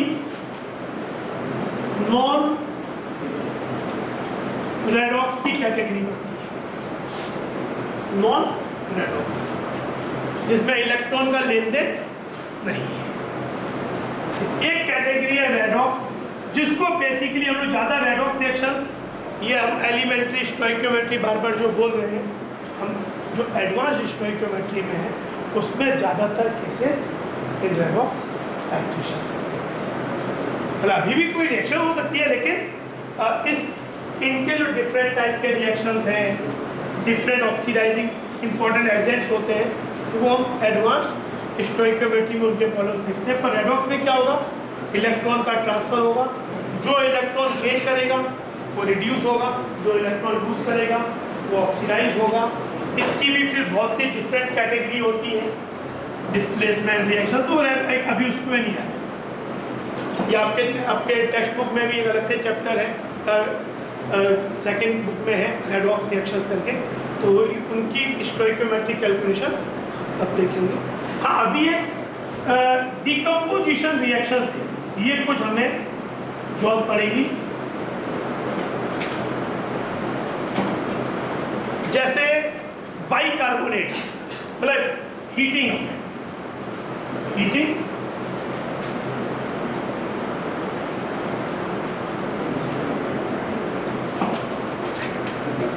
जैसे बाइकार्बोनेट कौन सा रेडिकल होता है,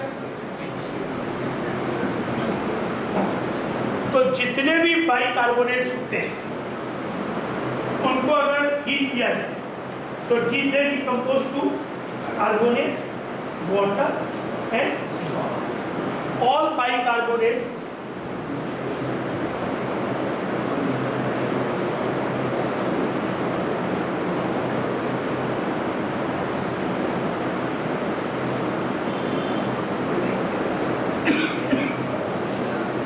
on heating gives carbonate CO2 and जैसे NaH CO3, इसे हीट करेंगे तो क्या बनेगा? Na2CO3 sodium plus water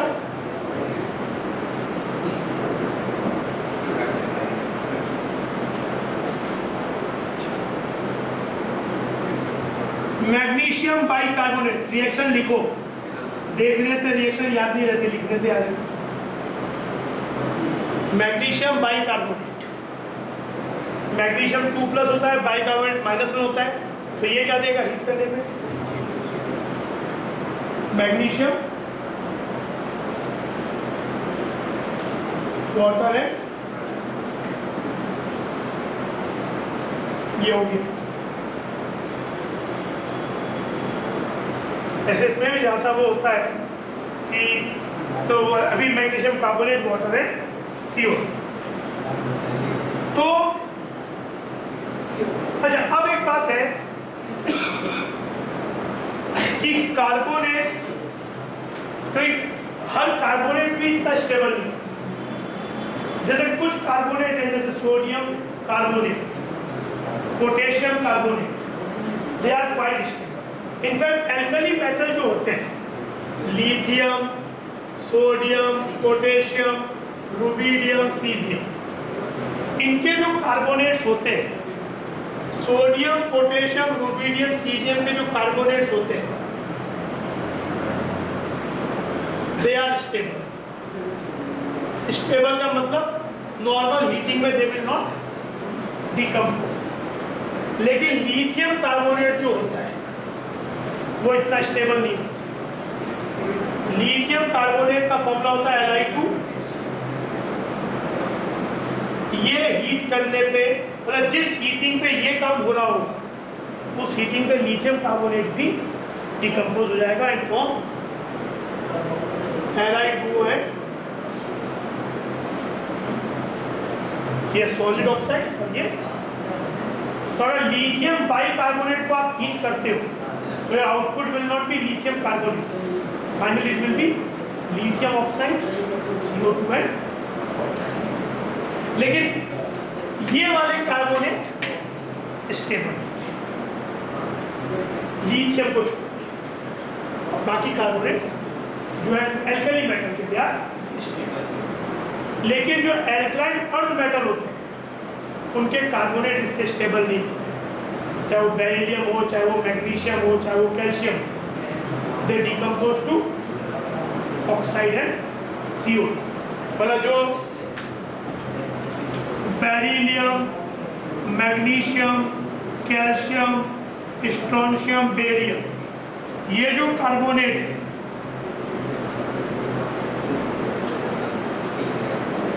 they are not stable to heating. Beryllium carbonate तो इतना अनस्टेबल होता है कि रूम टेम्परेचर पे डिकम्पोज होता है। अगर आप बेरिलियम कार्बोनेट को स्टेबल करना चाहते हो तो उसको CO2 के एटमॉस्फेयर में रखना पड़ता है। तो CO2 बहुत ज़्यादा हो गया और रिएक्शन पीछे धकेल जाएगी, अदरवाइज वो डिकम्पोज होकर CO2 बना देंगे। पर इसीलिए इनकी stability, down the group stability इसकी बढ़ेगी, थर्मल स्टेबिलिटी। लेकिन ये सभी हीट करने पे क्या देंगे? ऑक्साइड है। तो जब ये वाला चीज होगा ना तो ये ऐसे नहीं रहेगा, ये अल्टीमेटली हाँ, जो कार्बोनेट स्टेबल है, जैसे जिस बाइकार्बोनेट को हीट किया तो पहले कार्बोनेट, वाटर और CO2 बनता है। अगर वो कार्बोनेट स्टेबल है तो ठीक है, नहीं तो वो कार्बोनेट भी डिकम्पोज हो जाएगा carbonate stable mainly sodium, potassium, rubidium, caesium के होते हैं, बाकी सब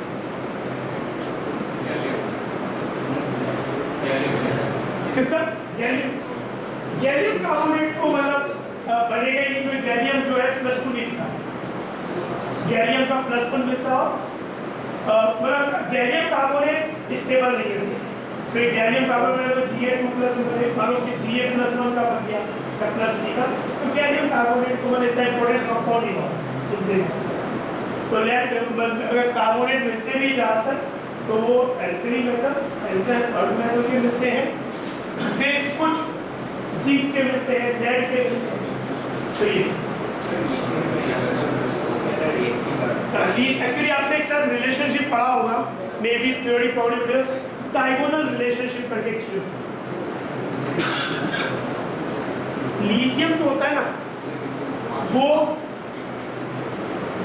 डायगोनली मैग्नीशियम से मैच करता है, तो लिथियम और मैग्नीशियम में कंपाउंड की बहुत सी प्रॉपर्टीज कॉमन होती है।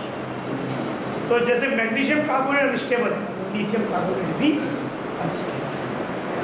तो लिथियम बहुत से एक्सटेंस में मैग्नीशियम की तरह भी है, तो लिथियम कार्बोनेट अनस्टेबल है, बाकी ये स्टेबल है।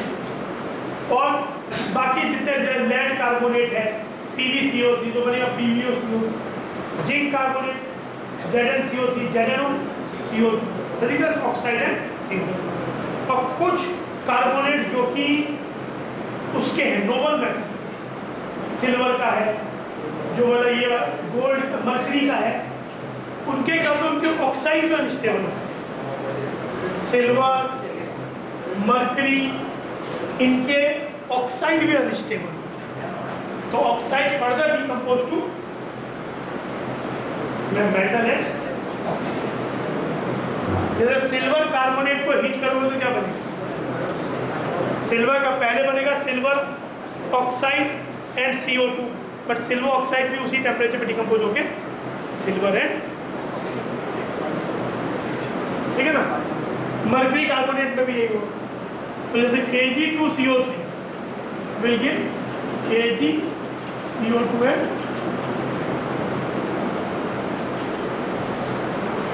CO2 ऑक्सीजन गैस होगा, Ag सॉलिड होगा। रेजिड्यू जो बोलते हैं रेजिड्यू, जैसे क्वेश्चन के लैंग्वेज में आएगा कितना रेजिड्यू रह गया, तो रेजिड्यू मतलब सॉलिड सब्सटेंस है। एस्केप हो गया मतलब गैसेस। तो ये आपके बाइकार्बोनेट और कार्बोनेट के हीटिंग इफेक्ट, और एक नाइट्रेट का heating effect on nitrate.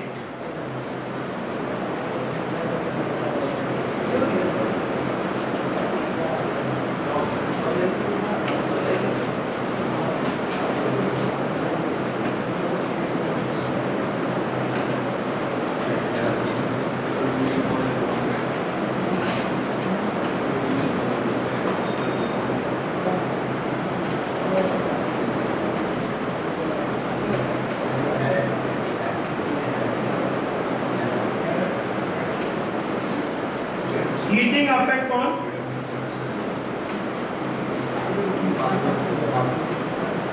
nitrates.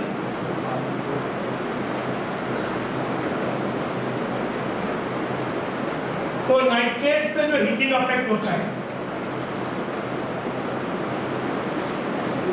जो sodium nitrate, potassium nitrate,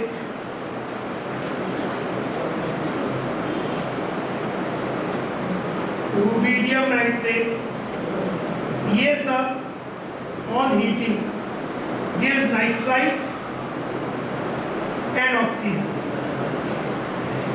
temperature 600 degree Celsius से कम, तो नॉर्मल हीटिंग पे ये डिकम्पोज नाइट्राइट बनाएगा और ऑक्साइड।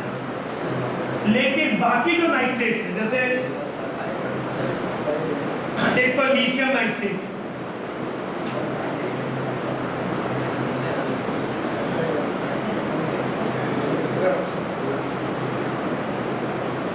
लिथियम नाइट्रेट को हीट करेंगे तो क्या बनेगा, ऑक्साइड, NO2 ब्राउन गैस होता है, and sodium nitrate, potassium nitrate, rubidium nitrate, ये नाइट्राइट और ऑक्सीजन। लेकिन बाकी जो अधिकतर नाइट्रेट है, चाहे वो लेड नाइट्रेट हो, चाहे वो जिंक नाइट्रेट हो, चाहे वो मैग्नीशियम नाइट्रेट हो, चाहे लेड नाइट्रेट, आपका कैल्शियम नाइट्रेट हो, they on heating produce oxide, NO2 and और lithium nitrate also behaves in the similar manner. Lithium के कंपाउंड बहुत ज़्यादा सिमिलरली बिहेव करते हैं जैसे मैग्नीशियम के कंपाउंड।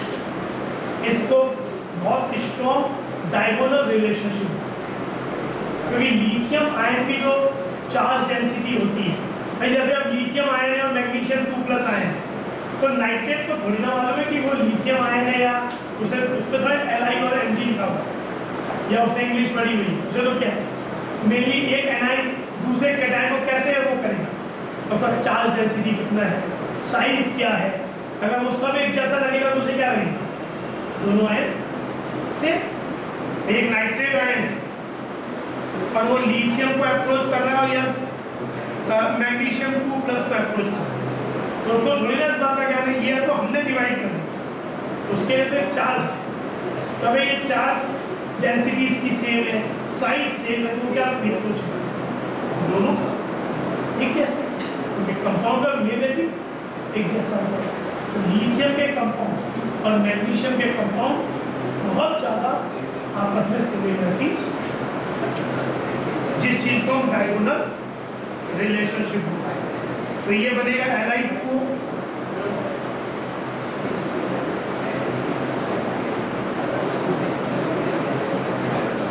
तो तुम लोग कंटिन्यूसली बात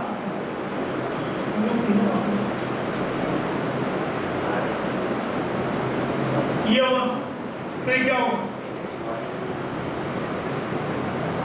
हाफ और ऐसे बैलेंस हो गया।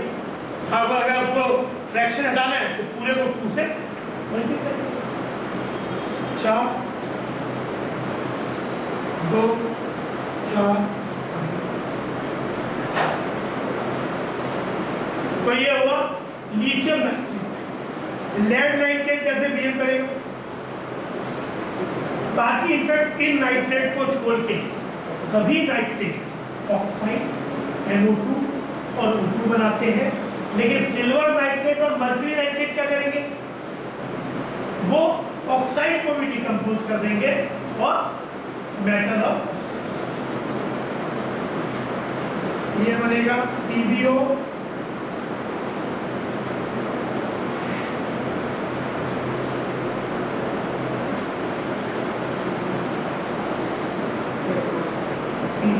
NO2 हाफ, फिर O2 से मल्टीप्लाई कर देंगे।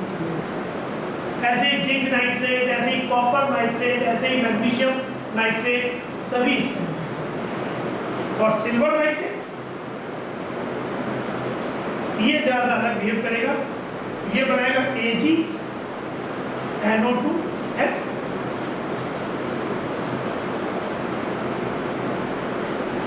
मर्क्यूरी नाइट्रेट भी ऐसी।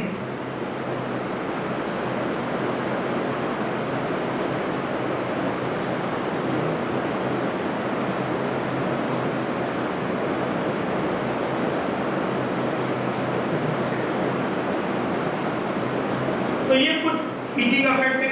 एक ये भी इंपॉर्टेंट है, KClO3 का heating effect, potassium chlorate, potassium chlorate. अगर इसे ऐसे ही हीट करेंगे तो बहुत ज़्यादा हीटिंग करना पड़ता है, बट अगर इसमें MnO2 ले लें क्योंकि कैटलिस्ट का काम करता है, तो इसका हीटिंग आपको कंसिडरेबली रिड्यूस हो जाता है। It gives KClN, it gives KClN।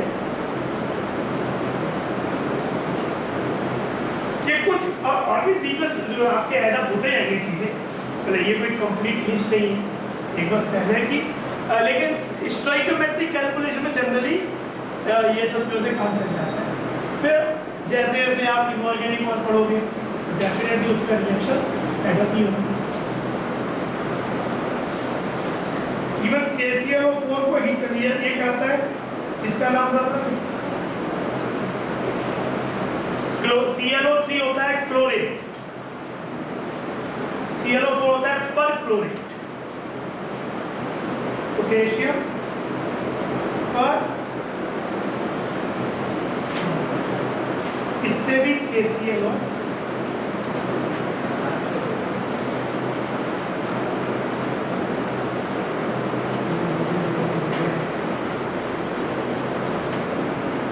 Oxalate को हीट करने से क्या बनता है, ऑक्सैलिक एसिड ही होता है H2C2O4। ऑक्सलेट को हीट करने से CO2 भी बनता है और CO भी। जो ऑक्सलेट सॉल्ट में सोडियम ऑक्सलेट हीट करोगे तो CO2 भी बनेगा, CO।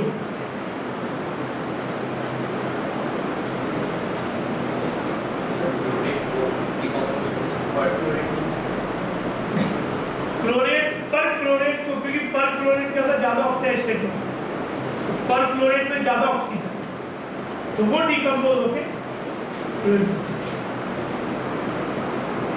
पर यहाँ पे वो क्लोराइड बनेगा, पर फिर वो टूट के वापस क्या होगा, कैसे स्टेप पे ये हो रहा होगा, पहले KCO3 बना होगा, बट उन कंडीशन में KCO3 भी स्टेबल नहीं है, तो टूट के तो स्टेज वहां पर रिएक्शन आप रोक नहीं सकते, मतलब वो जिस टेम्परेचर पे ये टूट रहा होगा उसी टेम्परेचर पे क्लोरेट भी टूट रहा है, तो आप रोकोगे कैसे, तो अल्टीमेटली वो बन गई, समझे।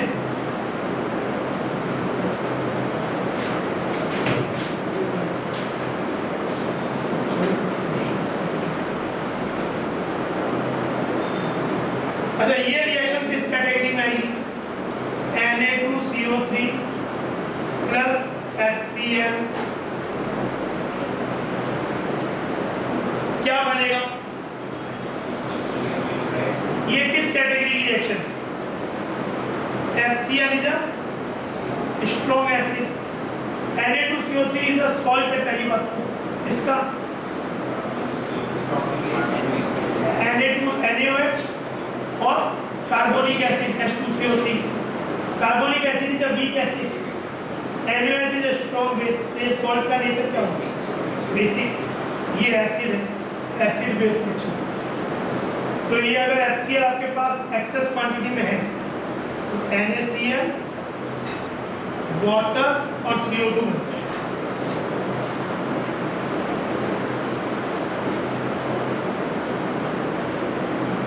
और इसका ड्राइविंग फोर्स क्या है, एक तो वाटर का बनना और एक गैस का। अच्छा, अगर प्रोडक्ट साइड में गैस बन रही है और कंटेनर ओपन है तो भी रिएक्शन आगे की तरफ, गैस निकलता जाएगा, रिएक्शन आगे।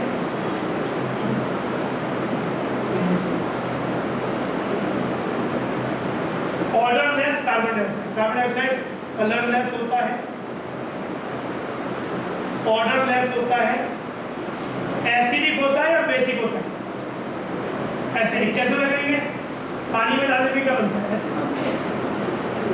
इनफैक्ट मेटल, नॉन मेटल के ज्यादातर ऑक्साइड्स एसिडिक होते हैं, हाँ, लेकिन नाइट्रिक ऑक्साइड NO और nitrous oxide laughing gas N2 neutral, NO N2O और CO, ये तीन गैसेस न्यूट्रल।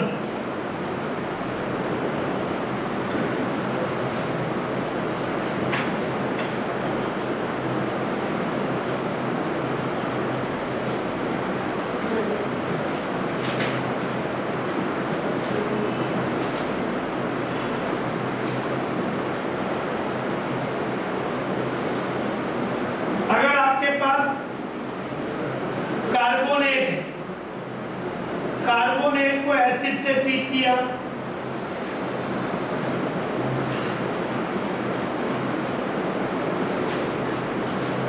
तो आपके पास बनता है H2CO3 प्लस Cl माइनस, जो कि डिकम्पोज होके सल्फाइड ये है सल्फाइड। इसे ट्रीट में ये कर लेंगे, ये क्या लिखा सल्फाइड और HCl क्या होता है?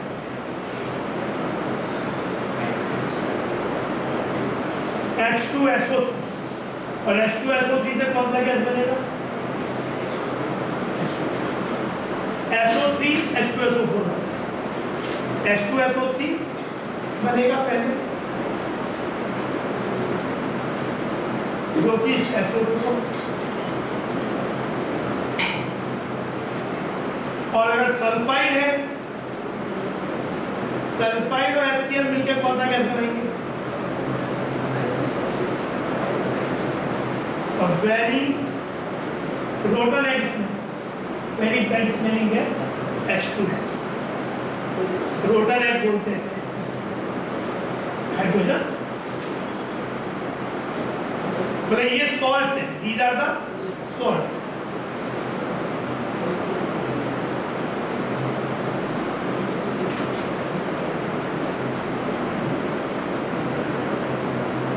जैसे कोई मुझे ZNS प्लस HCl क्या रिएक्शन होगी?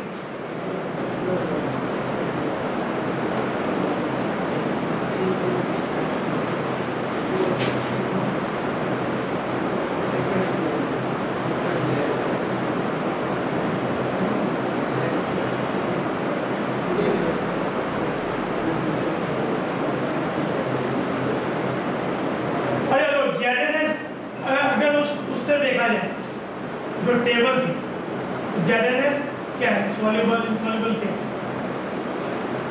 हमने क्या रूल पढ़ा उसको उस टेबल को तो अपने जो सही टेबल है इस टेबल को वहाँ पे 8-10 दिन के लिए दिखा जब तक आपको अच्छी तरह से रखना। तो इनसॉल्युबल है तो पानी में ZNS कुछ नहीं करेगा, लेकिन अभी हम एसिड यूज एसिड से रिएक्ट कर सकते हैं, एसिड से इनसॉल्युबल कंपाउंड में रिएक्ट। तो HCl बनेगा ZnCl2 जो कि सॉल्युबल होगा, और यहाँ पे ड्राइविंग फोर्स क्या है? अब बोलोगे अरे तो इनसॉल्युबल था, तो हम तो बोलते हैं कि रिएक्शन इनसॉल्युबल की तरफ जाती है, तो ये इस तरफ क्यों चलेगी? गैस ओपन कंटेनर है, गैस बनेगा बाहर जाएगा, रिएक्शन आगे। तो इसका driving force H2S covalent compound gaseous जो सॉल्यूशन से बाहर निकल जाए, ठीक है ना?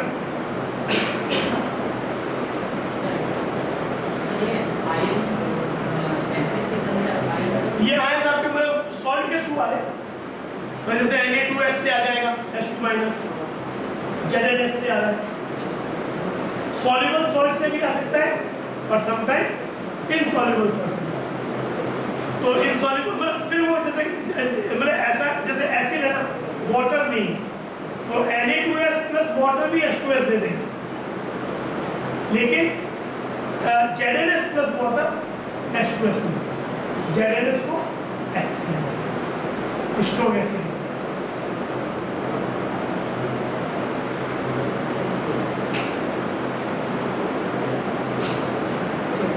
तो ये आपके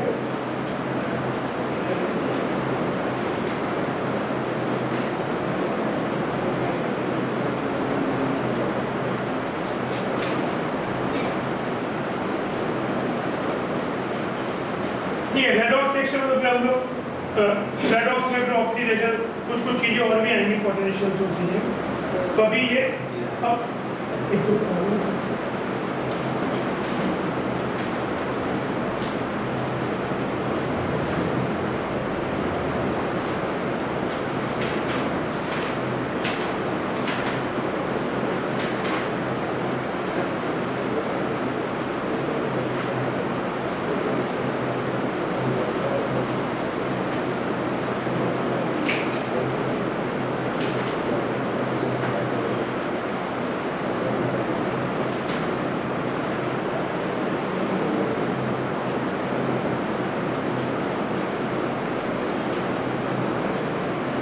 तो ये question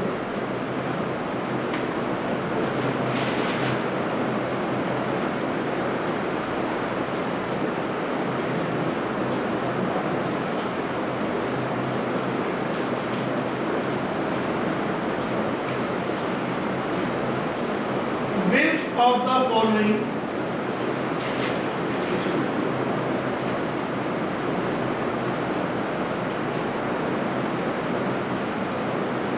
statement is correct. 20 ml of 6 molar HCl is mixed with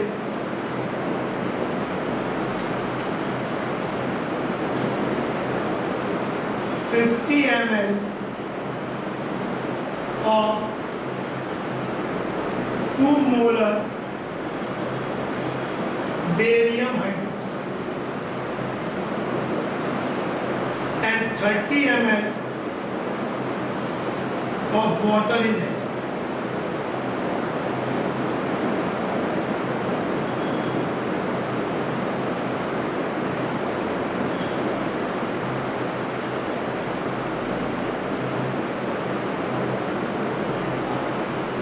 OH minus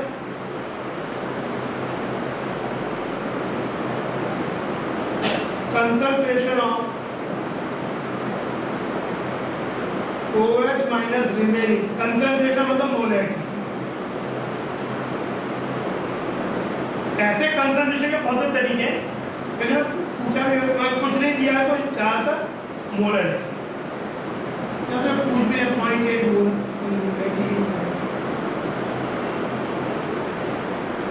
concentration of Cl minus remaining in solution is 1 mole. Concentration of barium 2 plus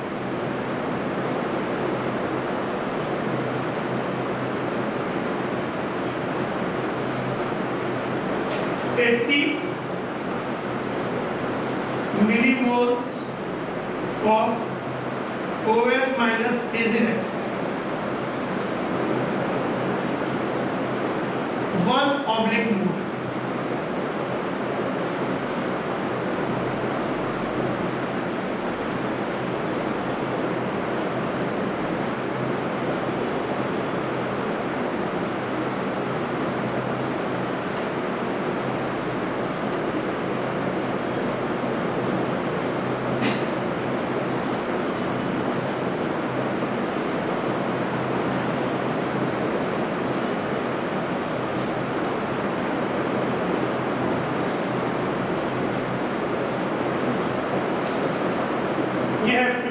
question solve question ही है 57 page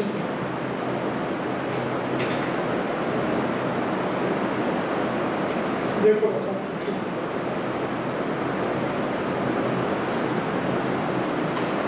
which of the following statement is correct? HCl mixed with 51 of 2 molar barium hydroxide, क्या करेंगे? HC reaction किसके बीच में HC है? किस category की reaction हो गई है? क्या बन जाएगा? HCl एसिड है, बेरियम हाइड्रोक्साइड बेस है। हमने अब पढ़ा भी है कि हाइड्रोक्साइड्स ज़्यादातर क्या होता है? इनसॉल्युबल थे, लेकिन बेरियम हाइड्रोक्साइड सॉल्युबल होता है, वहाँ लिखा था एक्सेप्शन। तो ये स्ट्रॉन्ग बेस है, वो स्ट्रॉन्ग एसिड है, will make product जो कि एक्वस होगा, बिकॉज क्लोराइड के सॉल्ट सॉल्युबल होते हैं और barium chloride is not in the exception. And water, तो यहाँ पे ड्राइविंग फोर्स क्या है? पानी का बनना।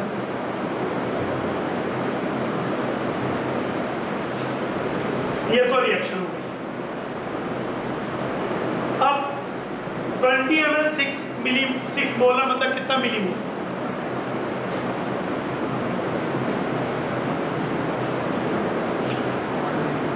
(120 मिलीमोल) हाइड्रोक्साइड कितना millimole, 15 to 2 molar, 100 millimole.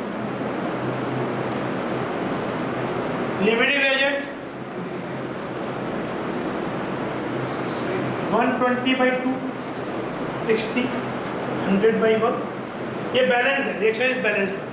Balance किए बिना ये सब मत देखना।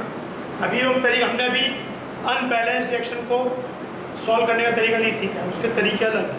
अभी जो हमारे तरीके और बैलेंसिंग, उसमें एक मस्ट क्राइटेरिया पहले सब, ये सब करने से पहले मस्ट इंश्योर कि बैलेंस 120/2 60, 100/1 100। दिस इज खत्म हो गया। 2 से 1 बनता है, 120 से 60 मिलीमोल बन जाएगा।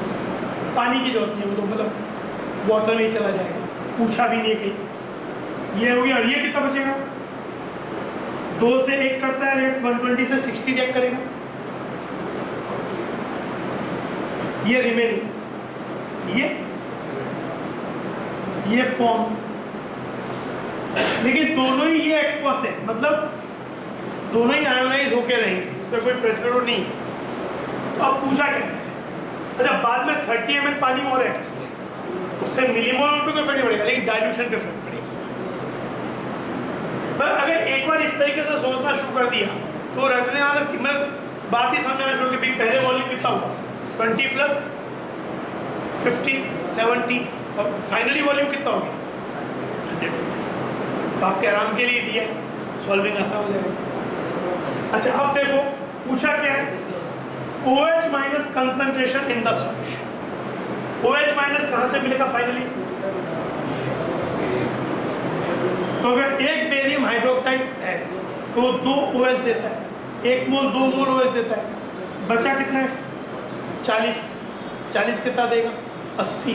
तो मिलीमोल तो 80 हो गए OH के, divided by volume of the solution, that is 100 molarity. बात सही है, ये सही स्टेटमेंट है। Clear to all? ये वाले का समझ में सबको कि कैसे निकाला? बेरियम हाइड्रोक्साइड 40 मिलीमोल बचे, तो हाइड्रोक्साइड कितने मिलीमोल रहे?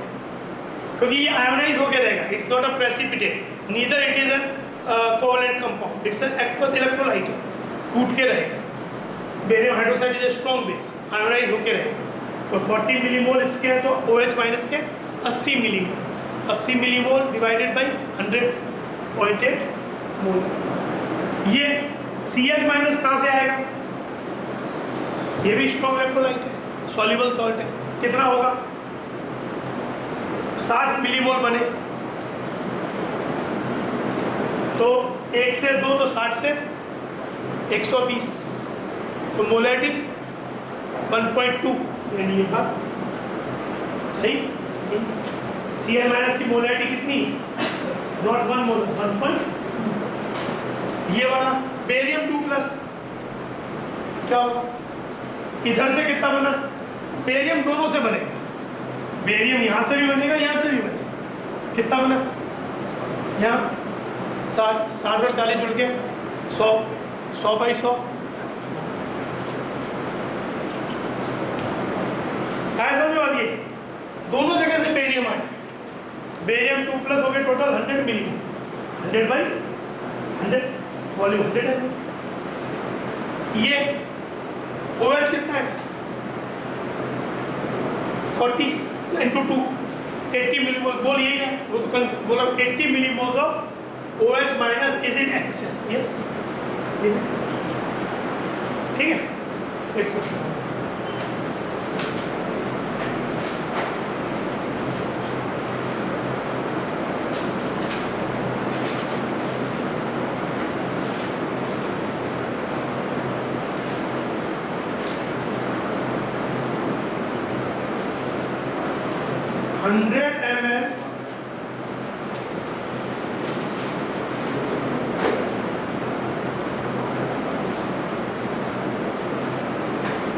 calcium nitrate is added to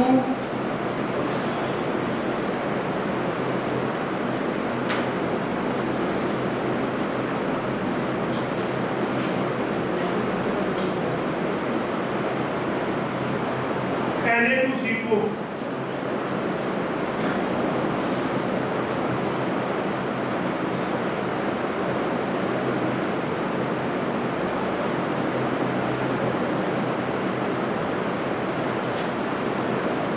Na2CO4 is soluble salt, लेकिन जो ऑक्सीडेट होता है उसके जो कैल्शियम ऑक्सीडेट है, स्ट्रोंशियम, जो सेकंड ग्रुप के जो कैल्शियम स्ट्रोंशियम बेरियम ऑक्सीडेट जो दे आर मतलब जनरली हम जब सेकंड ग्रुप के इन आयंस का टेस्ट करते हैं तो उसमें ऑक्सीडेट के फॉर्म में ही हम टेस्ट को करते हैं।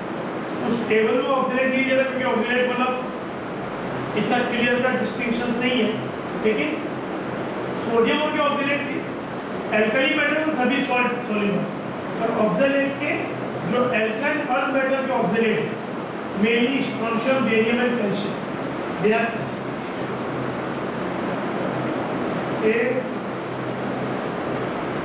Point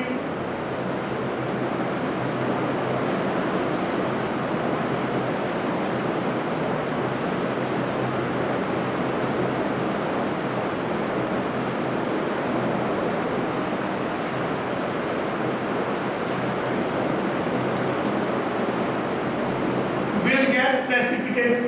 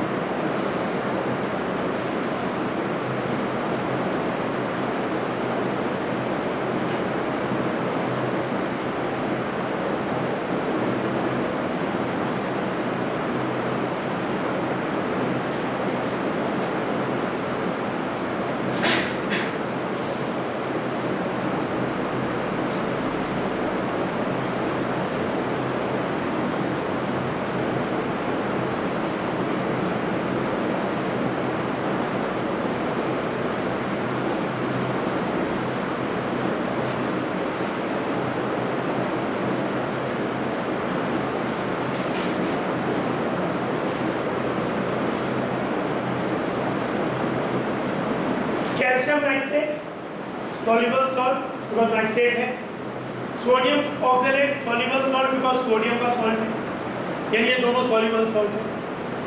Na nitrate sodium nitrate soluble salt, पर कैल्शियम ऑक्सलेट जो है वो एक प्रेसिपिटेट वेरी ये रिएक्शन प्रेसिपिटेशन शो करेगा because calcium oxalate is a precipitate. तो रिएक्शन लिखो, देन एक बार लिखने के बाद फिर बोल बताओ, चेक करो कि क्या क्या चीज़ है।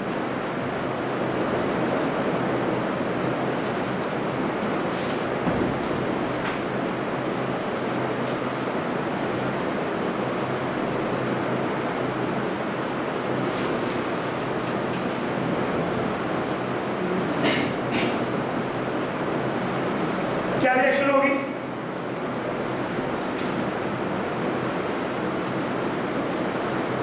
कैल्शियम नाइट्रेट, अगर आपने ये आइडेंटिफाई कर लिया कि ये सॉल्युबल है तो उसके आगे लिखो एक्वस। एक्वस इस बात का इंडिकेटर है कि आपने इस बात को आइडेंटिफाई कर लिया कि ये सॉल्युबल है। या कभी एक्वस लिखा हुआ तो ये इस बात का इंडिकेटर है कि ये सॉल्युबल है। प्लस फिर क्या, Na2C2O4, ये भी एक्वस मिलके बना CaC2O4 कैल्शियम ऑक्सलेट, जो कि सॉलिड मतलब precipitate, plus sodium nitrate aqueous. ठीक है, बैलेंस ही कल ये बैलेंस हो चुका है। अब ये कितना मिलीमोल? इनिशियली क्या मिलीमोल से 600 इंटू 0.06, ये कितना 50 इंटू 0.06 कितना आ जाएगा 3। तो लिमिटिंग एजेंट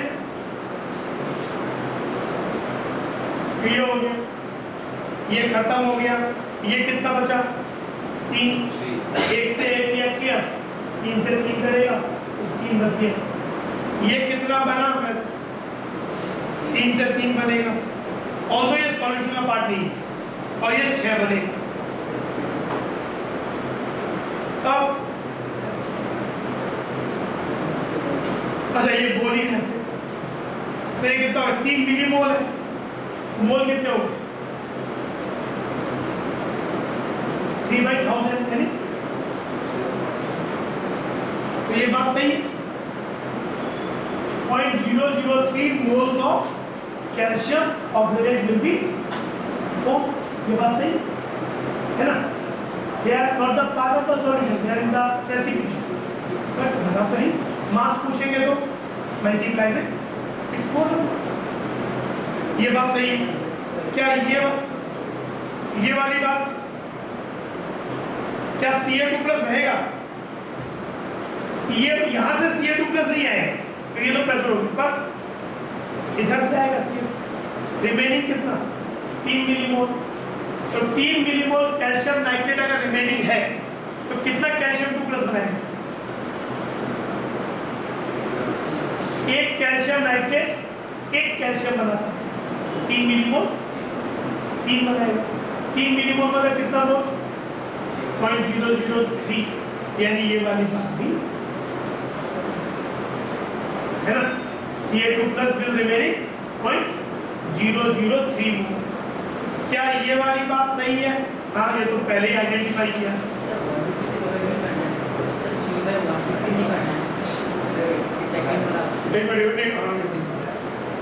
नहीं हमको अच्छा कंसंट्रेशन पूछना। हाँ ठीक है, ये वाली बात सही नहीं, क्योंकि ये तो मोल था, ये लेकिन क्या है, ये आपका है 3 मिलीमोल कैल्शियम 2+ का बना, पर कंसंट्रेशन तो क्या हो?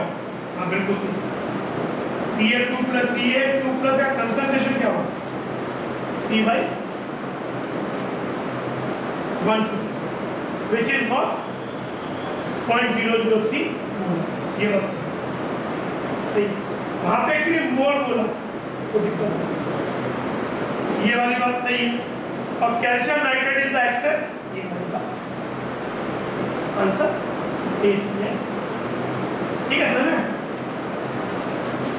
अगर ये बात समझ में आ गई तो मतलब छोटी बात समझ में नहीं है। लोग 2 साल पढ़ते पढ़ते भी कुछ देर नहीं पढ़ा होता, स्टोइकोमेट्री में करते थे। ये बात समझ में आ गई तो इंडिकेटर है कि फिजिकल केमिस्ट्री में लोग ये चैप्टर जिनको समझ में आता है रिसेंट में पे फिजिकल केमिस्ट्री में उनको इन जनरल इतनी दिक्कत नहीं। ये मेरा इंडिकेटर कि क्योंकि ये एक इस तरह चैप्टर है जो कि मतलब एक कैपेबिलिटी को शो करता है कि आप बात को समझ पाते हैं। तो ये बात समझ में आ रही है तो फिजिकल केमिस्ट्री चैप्टर तो क्या पढ़ना है, बहुत कुछ पढ़ना, लेकिन अगर एफर्ट दो बहुत आसान से, ठीक है। आज जैसा 8:30 में छोड़ेंगे।